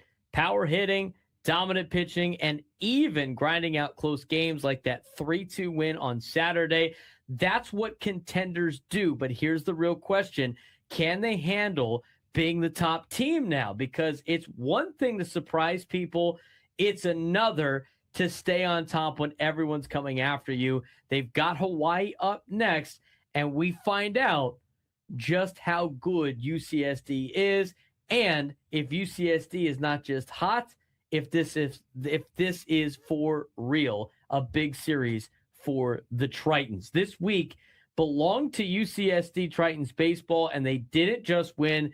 They took over the Big West as they swept the UC Davis Aggies on the road and improved themselves to 8-1 in conference play, and now moving into sole possession of first place. Yeah, absolutely. Friday set the tone, a 9-4 win behind a dominant outing from Steele Murdoch. 12 strikeouts, just 5 innings, nearly a program record, plus 3 home runs from a red-hot lineup. Then on Saturday, it showed a different side, a gritty 3-2 win where pitching and late execution really carried them in a game they probably don't win earlier on in this season. And Sunday just closed it right out. Didn't need to worry.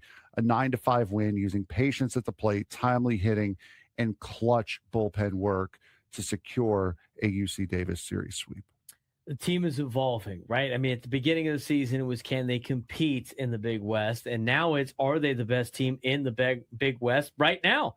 because they're not just winning. They're winning in multiple ways. They are getting the multi-homer games with their power hitting. They are getting elite strikeout pitching with the 16 strikeouts they had on Friday. They're getting situational execution, which was the Saturday grinded out win. That's what good teams do. That's what contenders do. And for the baseball team. Now, Cal Poly's good. UCSB is good. UC Irvine has traditionally been good. These are the teams that they still yet to play in Big West play, but they're off to a really good start. They've built themselves a cushion now to get themselves a good seed for the Big West tournament. It's the second year of the Big West tournament in baseball, and this year it's going to be hosted at UC Irvine, and the winner of that tournament is going to be in the NCAA tournament in a regional. But you rack up wins now. If you're UCSD, maybe you don't need that tournament to make a regional. Maybe you could do it as an large team. But we've had a lot of key performers this week for UCSD baseball. Yeah, absolutely. Steele Murdoch, 12 strikeouts, near record performance for UC San Diego. Anthony Potestio, 4 extra base hits on Friday. Gabe Camacho, his 9th home run of the season, which puts him in the top tier in the conference. Bullpen, lockdown innings all weekend. It is a deep roster, and guys are stepping up every single game and doing it in different ways as well. On the other side, though, in softball, it's been kind of a tough stretch for the Tritons. They played Long Beach State over the weekend. They lost 6-5 on Friday after fighting back. They were swept in a Saturday doubleheader, 11-2 and 4-2, and they're now 2-10 in Big West play. And the biggest issue, of course, it seems to be a recurring theme, is closing games and stopping big innings. They've shown the fight. They have multiple comebacks. They have late homers, but they're struggling to finish games. Yeah, unfortunately for them, it just has not been the run through conference play that they have needed or wanted. 2-10 start in Big West Conference play, really, really tough to take. And now they're going to be playing. Actually, I believe. Oh, I don't have their next opponent on here. It's an oversight on my part. Baseball is playing Hawaii, huh? Baseball is playing Hawaii coming up next. I will say this, though. There was some news this week about UCSD in their athletic department.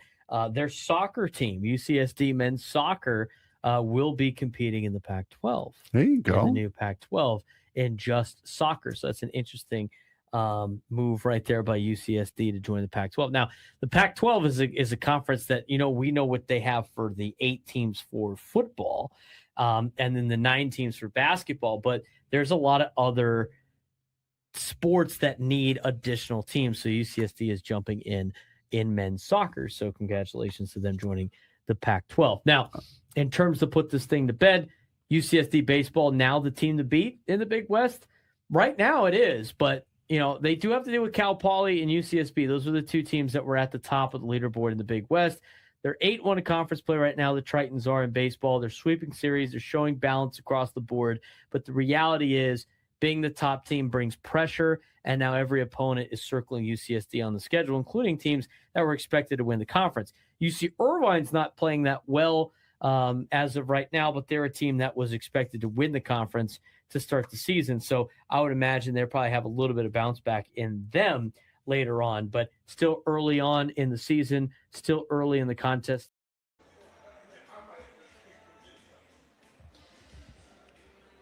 We might get to the noon lunchtime hour today. Well, we will for like 5 minutes. Yes, we will. It's the final segment of the Braden Surprenant Show, live at the Loft up here at the 3rd deck of the Western Metal Supply Company building. Gates are open here at Petco Park. Already got to see Nate from the chats and Ra. They're here in the house having a good time, getting ready for some Padres baseball. Got to flip the mojo. Got to flip the mojo a little bit. Now, I will say this. You know what? Our guy, Matt, did not go to the game yesterday. But somebody else went to the game yesterday, the Sportsplex manager that thinks he's got more experience than Craig Stammen. He's 0-4 this year. He's 0-4. Okay. You know what? I think that's he's the new cursed man. Don't let him inside the ballpark. Any of you wrestling fans know, by the way, any of you wrestling fans out there will get this reference. You cannot put that loss last night on the five-time Poway Sportsplex champion. Well, he's going to argue that he's won 10. So You're I'm off not the- doing that 10 times. No, I'm not doing that 10 times either. It's not deserving. It's not deserving. He's 0-4, okay? I don't know what Nate and Rod's records are at Petco Park, but I feel like when we see Nate and Rod here at the Loft, Padres usually do pretty well.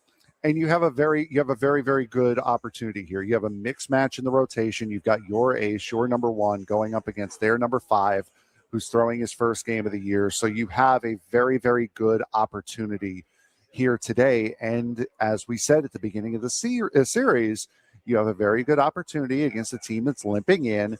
Good teams take advantage of those opportunities. Well, now you're trying to just avoid being swept, trying to take advantage of an opportunity to get out of here with a win against a number 5 starter when you're throwing your ace. Yeah, and then you go against a couple of teams that are also struggling, so hopefully you can work your way out of it, not let it spiral out of control. It's not like after this series you're going on to take on a team that is really playing red hot. But sometimes the Padres, kind of play up to that level, and maybe that's kind of the awakening they need. But I would imagine with the juice of Fenway Park on opening day, that could get a lot of these guys, especially a lot of these guys on this particular roster that have played a lot of games at Fenway Park, one in a Red Sox uniform and one in the division in an Orioles uniform. We'll see how that plays out over the weekend. Red Sox, by the way, trying to avoid getting swept down in Houston. They're tied at 2 in the middle of the second, but they're 1-4 to start the year. And then you look at the Pirates. I mean, you got the Pirates right after that. Pittsburgh this season is sitting with a record of 2-3. They currently have a 4-3 lead on the Reds at the bottom of the 7th inning. I did see that on social media today. I thought it was funny. I don't know who won yesterday in that series. I don't pay too much attention to it. I do know O'Neal Cruz looked pretty bad in the outfield again. But the Pirates won yesterday 8-3, and the positive Reds fan said, "Hey man, it's okay. Easy series win. We got a guy. The Pirates got a guy going tomorrow that's got a 67 ERA." And he's 0-1. What a bum. Series win in the bag. He's, of course, talking about Paul Skeens. And also today, Paul Skeens had a little bit more of a bounce-back outing. We mentioned CB Buckner earlier on in the program. Poor CB's had an awful week. Yeah, CB in had more ways than one. CB had a bad day yesterday. Called the guy out for missing first base when his foot was in the middle of the bag. And then today, apparently, he took a foul ball right back off the face mask, had to be helped off the field, and we haven't seen it yet, but he might be out of that game as well. So for as much as we're going to sit here and call CB Buckner the next Angel Hernandez, no one deserves that. No one likes to see that. So wishing all the best to CB out there in Milwaukee. Paul Skeens today, a little bit of a bounce back. 5 innings, 1 earned run, 3 hits, 2 walks, 5 strikeouts. Knocked his ERA down from a 67 to a 9.53. That's what you got to love about it being early, right? That's what you got to love about it being early. You can flip it very quickly. Other scores for you out there in Major League Baseball. Orioles have an 8-2 lead on the Rangers, bottom 7. Pirates up 4-3 on the Reds in the bottom of the 7th inning. Top of the 6th in the city of brotherly love. They're tied at 1, Nats and Phillies. I mean, Nats could be in a situation they win both series to start the season in Chicago and in Philly, 2 teams that are competing for a playoff spot. That's why I like to say it's early. It's early. Yeah, exactly. The Nationals are in first place. That's all you need to know right now. Rockies went up to Canada and won a couple of days ago. They're down 1-0 today in the top of the 6th inning. Marlins up 8-0 on the Whites. I think the Marlins could be 5-1 to start the year. Watch out, Mets. Watch out, Phillies. Marlins. Ain't messing around. I mean, we're not. I don't think anyone's going to be surprised. We were all surprised when they ended the season as strong as they did last year. I don't think that they're going to sneak past anyone this year. They're going to be a solid team. The Marlins will be this year. Rays up with the Brewers 2-0. Mets and Cardinals are underway. They're in the top of the 3rd. Cardinals have 1 hit. They had a rain delay to start the game too, so which is why they're a little bit behind schedule. Red Sox and Astros tied at 2, bottom of the 2nd. Angels and Cubs scoreless as they go to the bottom of the 2nd inning. That's another. Cubs have been kind of struggling out the gate too. They're 2-3 to start the year. Games coming up next at 12:40 will be the Tigers and the Diamondbacks in Arizona. Diamondbacks trying to work a sweep against the Tigers. They got swept by the Dodgers and on the road. They come back and they have taken 2 of 3 so far against Detroit. And they're going to try to do that. It'll be Zach Gallen and Tarek Skubal today for the Diamondbacks. and the Tigers. Giants and Padres at 110, Yankees at Mariners at 110, and then later on this afternoon, 3:40, Twins and Royals. Guardians will take on the Dodgers for a rubber match in Los Angeles at 5:20. We've already had one game go final. The Atlanta Braves knocked down the A's 5-1. So the A's got their first win of the season yesterday. Go back to their losing ways. They lose 5-1 today to the to the Atlanta Braves. We've mentioned the Mets and Cardinals starting under a rain delay. Already working over the AccuJesse 3000 here. Saturday and Sunday in Boston, not looking too great. That rain, that snow has changed to rain. It's looking like a 60% chance of rain on Saturday, a 70% chance on Sunday. So it could be a long old weekend in Boston. As somebody that's been monitoring the Boston weather a couple of times, that has been massive changes the entire time this week.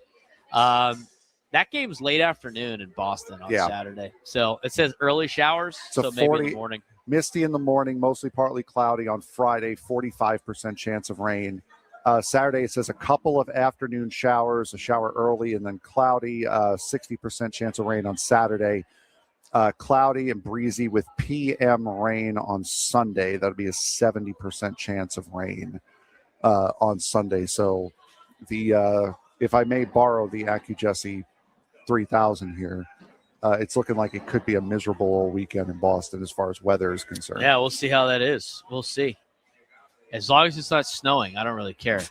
Well, Thursday, so 64, 59, 63 Friday, Saturday, Sunday. 30s. That was in the 30s last week. Thursday, tomorrow is 40 and rain. Well, so I don't get there until the nighttime, so I don't care. Good luck with that. Not my worry at that point. Let's talk about this Padres team, kind of recap what we talked about today on the show. And I think it's a tale of two things right now. I think both things can be true. I think it's early noise. Yes. Because we're 5 games in. I also think it's bad baseball. I thought yesterday was bad baseball. Last night was the baseball. First night of really bad baseball. They lost 9-3 last night. The Padres did to the Giants. They're now 1-4 to start the season. It's their worst start since 2018. Yes, it's early, but also this has been objectively bad baseball. I thought the games against the Tigers weren't bad baseball. I think things got out of hand in the first game a little bit. It wasn't their best showing from an offensive standpoint. You're going against Tarek Skubal, though. You're going to get some of that. I thought Friday was a decent game. Saturday, they played really well. Even Monday, they kept the game close. It would have been better to see the offense play a little bit better. But last night was just all around, top to bottom, bad baseball. And through 5 games, we mentioned this earlier on the show, the Padres are last in Major League Baseball in batting average with a 182 batting average. Second to last. They are last in Major League Baseball in OPS. Some of those stats were updated with the games today. Last in Major League Baseball in OPS, the 515. Haven't scored more than 3 runs in a game all season. And they've had situational hitting disasters. 3 for 24 with runners in scoring position. Now, I will quote Tony Gwynn Jr. on this. It's not about hitting in scoring position. It's about getting runners in scoring position because eventually it's going to play true. So they have gotten 24 at-bats with runners in scoring position. They need to be able to hit with runners in scoring position, only 3 for 24. And outside of Jackson Merrill, who's 3 for 9 with runners in scoring position, and Fernando, who's 1 for 2, everyone else has been completely non-existent in big spots, something that obviously needs to change for the future if you want to be a big offense. Yeah, for sure. And I think they need an offensive explosion here today. If you want to really quell concerns, I don't think winning a 2-1 game today is going to quell any of the concerns of the offense. They're going to need to put up 5 or more today, I think, in order to really start lessening the concerns of this offense. So they are under a lot of pressure today for just game 6 of the season.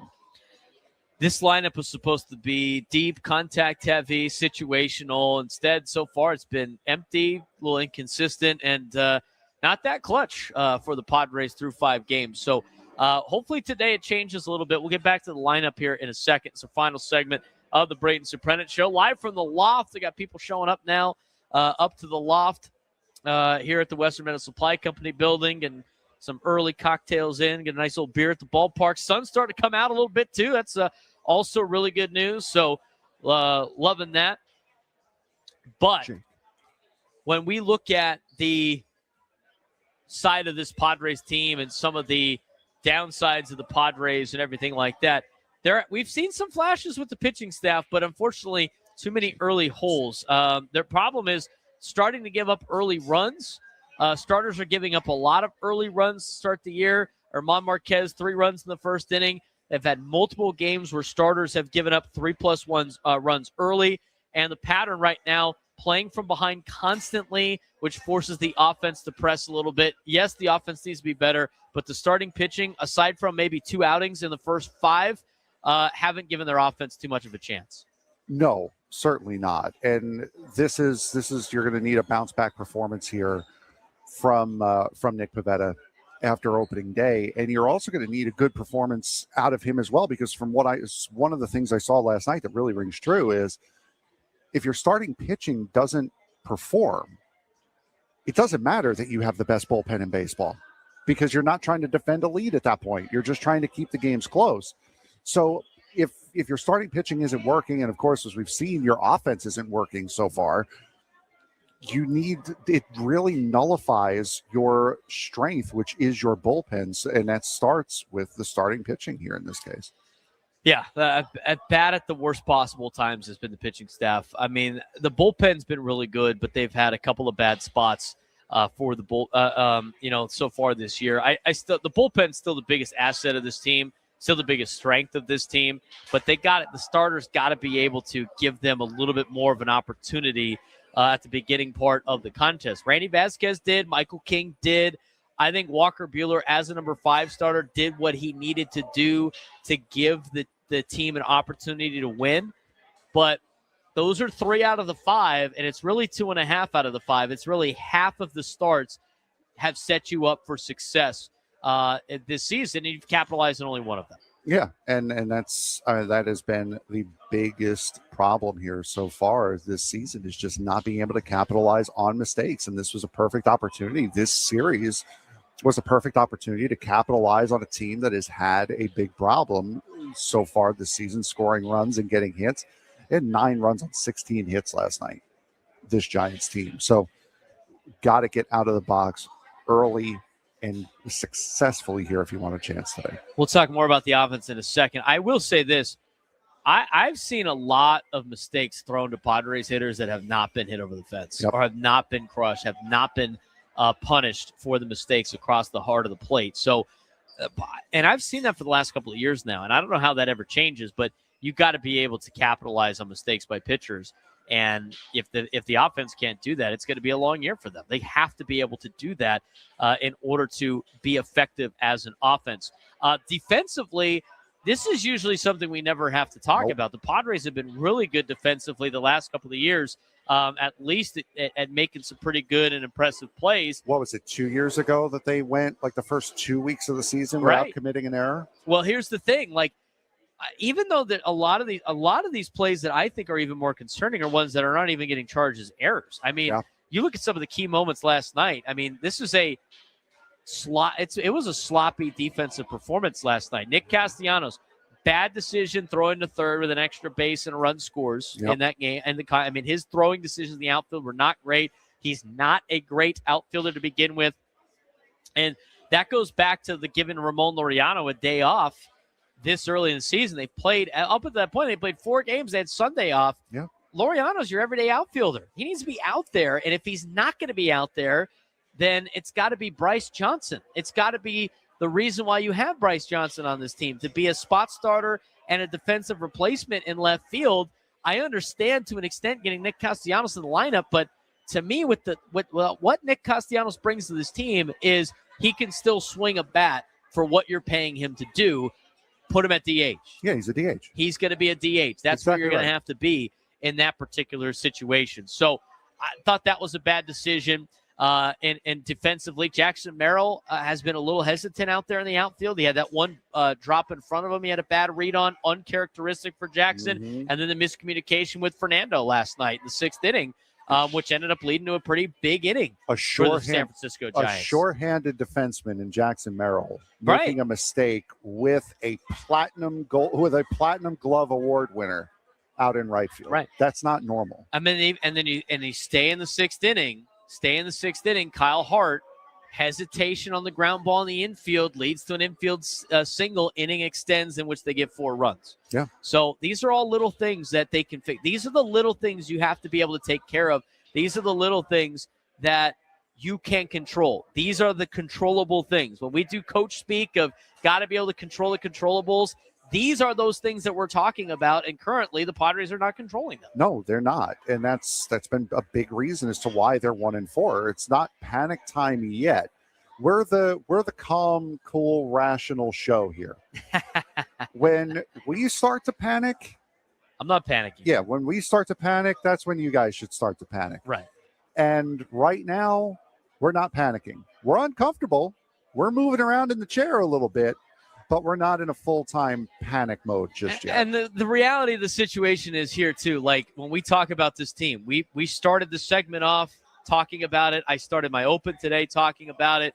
The message on the show today is still, yes, it is early, but last night was bad baseball. Yeah, no, and that's you can't play baseball like you did last night and expect to win games and then give it's early conversation. And what is that called?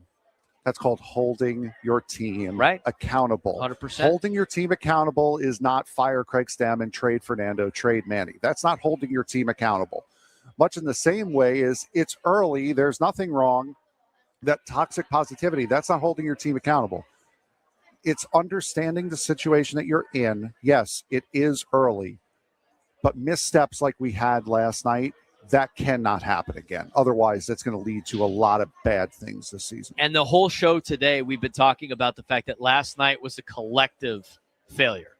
You couldn't really single out anybody to blame for last night's loss. You could mention that the offense has been struggling, but it was collective top to bottom, not a great night. And you can go back to Craig Stammen leaving Kyle Hart in. We talked about that earlier on the show, but you had a right-handed hitter, Willie Adames, up, lefty Rafael Devers on deck. Stammen at that point in time, we believe that it probably should have gone to Bradley Rodriguez to start the 6th inning, not in the middle of the inning. And if you're going to have Hart start the inning, as soon as he gives up a hit or a base runner, Bradley's ready to go. That's what needed to be in place in the 6th inning. It wasn't.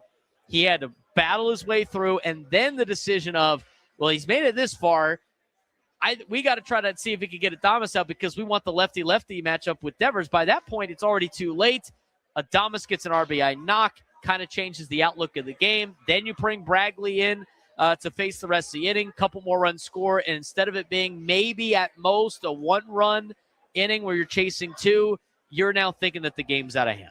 Yeah, no, exactly. And that's been the biggest point. And I said it a couple times on the show already, is you spotted a 2-time reigning defending Cy Young Award winner, 4 runs in the first inning on opening day.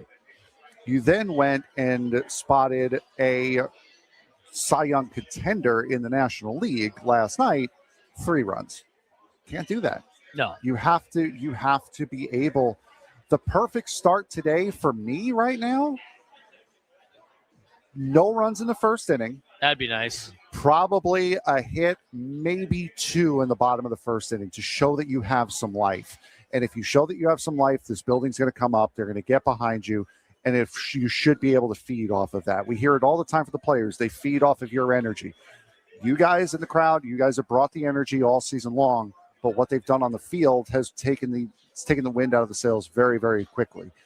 They need to prove to you now that they are worthy of that support. We're going to talk about the rotation in just a little bit and some of the lineup decisions in just a little bit. Again, we're going to go through the Padres lineup today. I like the lineup today. I like the fact that Craig's tinkering with it a little bit. And I don't mind. I like Manny in the cleanup spot. To me, if you're not going to have Fernando bat leadoff, I think he needs to bat third. If it's not Fernando, I like Merrill there. I like those 2 guys near at the top of the order. I think the lineup today is pretty good. But before we talk about the reclamation projects that we have seen in the rotation, we need to pause 10 seconds for station identification. This is the Braden Surprenant Show live from the Loft on San Diego's #1 Sports Station 97.3 The Fan. KWFN and KWFN HD1 San Diego. Hi, I'm Wandy Peralta. Wandy gloves it, sets himself, fires to first in time. The Padres play here in San Diego, number 1 sports station, 97.3 The Fan. And Odyssey Sports Station. All right, we're with the Braden Surprenant Show live at the Loft here in America's finest city at Petco Park. Get ready for Padres and Giants. Sam Levitt with the Equal Water SoCal Padres pregame show will be coming on next at 12:10. So we got a couple of minutes here. Got our guy Dan in Arizona. He's no longer in Arizona. He's out here in San Diego. Season ticket holder coming by to say hi. We'll talk to Dan off air just a little bit. He's got his list of all the things that went wrong last night for the Padres. He's spot on so far on what he's had to say, but. As I look at starters 5A and 5B, Walker Buehler and Germán Márquez, Walker Buehler, 3 runs, 4 innings. He basically gave you exactly what you expect out of a number 5 starter. You would need him to go one extra inning and go 5 innings, 3 runs or less. I'm encouraged with what I saw in some of the pros out of Walker Buehler. Germán Márquez, 4 runs in 3 innings. First of all, that's not going to get it done. Second of all, there's not a lot of positivity to pull out of his advanced numbers from last night. No, not at all. And this is the kind of start that when we're hearing reports of yesterday from, I believe it was Jeff Sanders saying that Griffin Canning's pitching in Tulsa, and then hearing today Griffin Canning's going to be pitching in Tacoma with AAA instead of AA. That's one of the worrying signs. And again, you're not worried about Griffin Canning's arm. It was not an arm injury. It was an Achilles injury. He just needs to prove that he can field his position. So he should be ready to go coming up here very, very soon. That is a very, very worrying sign for a guy like Germán Márquez, especially coming off of the start that he had last night. I look at the lineup and some of the lineup decisions, obviously, to force production. But the one that didn't make a lot of sense, though, of course, was Ramon Laureano not playing yesterday. He's the only guy on base every single game. He was coming off of a 3-for-4 performance on Saturday with a night off Sunday, where he could have come in and been that X factor in the lineup. I mean, 3-for-4 on Saturday, and in the 3-for-4, the one out he had probably was a robbery of an extra base hit. I don't know if it was going over the fence or not. It might have hit the top of the fence, but he roped that ball. He's been on fire. I don't know why he didn't play yesterday. And on top of that, we talked about it. If you're going to not have him play left field, you got to have a guy like Bryce Johnson play left field, because Nick Castellanos is not an outfielder anymore at this part in his career. No, and I believe I heard that was the one thing about Ramon Laureano learning left field at this ballpark. It's not a unique left field in the fact that it's pretty much a straight line. So there's no like weird quirks that you have to worry about as far as the wall and the boundary. But from what Ramon was saying, it was learning the air, like learning how the wind affected the ball, because he's used to having a ball hook. He's used to having a ball tail. That's why you would see him overrun everything when he first came in last year, because he wasn't used to that. So that's going to mess with somebody like Andujar Castellanos as well. We're going to sign off. I do want to say walk damage has hurt the Padres too. 25 runs allowed, 9 scored by players who have walked. Got to be able to clean up the walks. For Frank Marchese, I'm Braden Surprenant. We're the Braden Surprenant Show. I will be off until Monday. You will have Padres baseball on Friday. Matt Scraby will take over the show tomorrow. Coming up next, Sam Levitt, Equal Water SoCal Padres pregame show.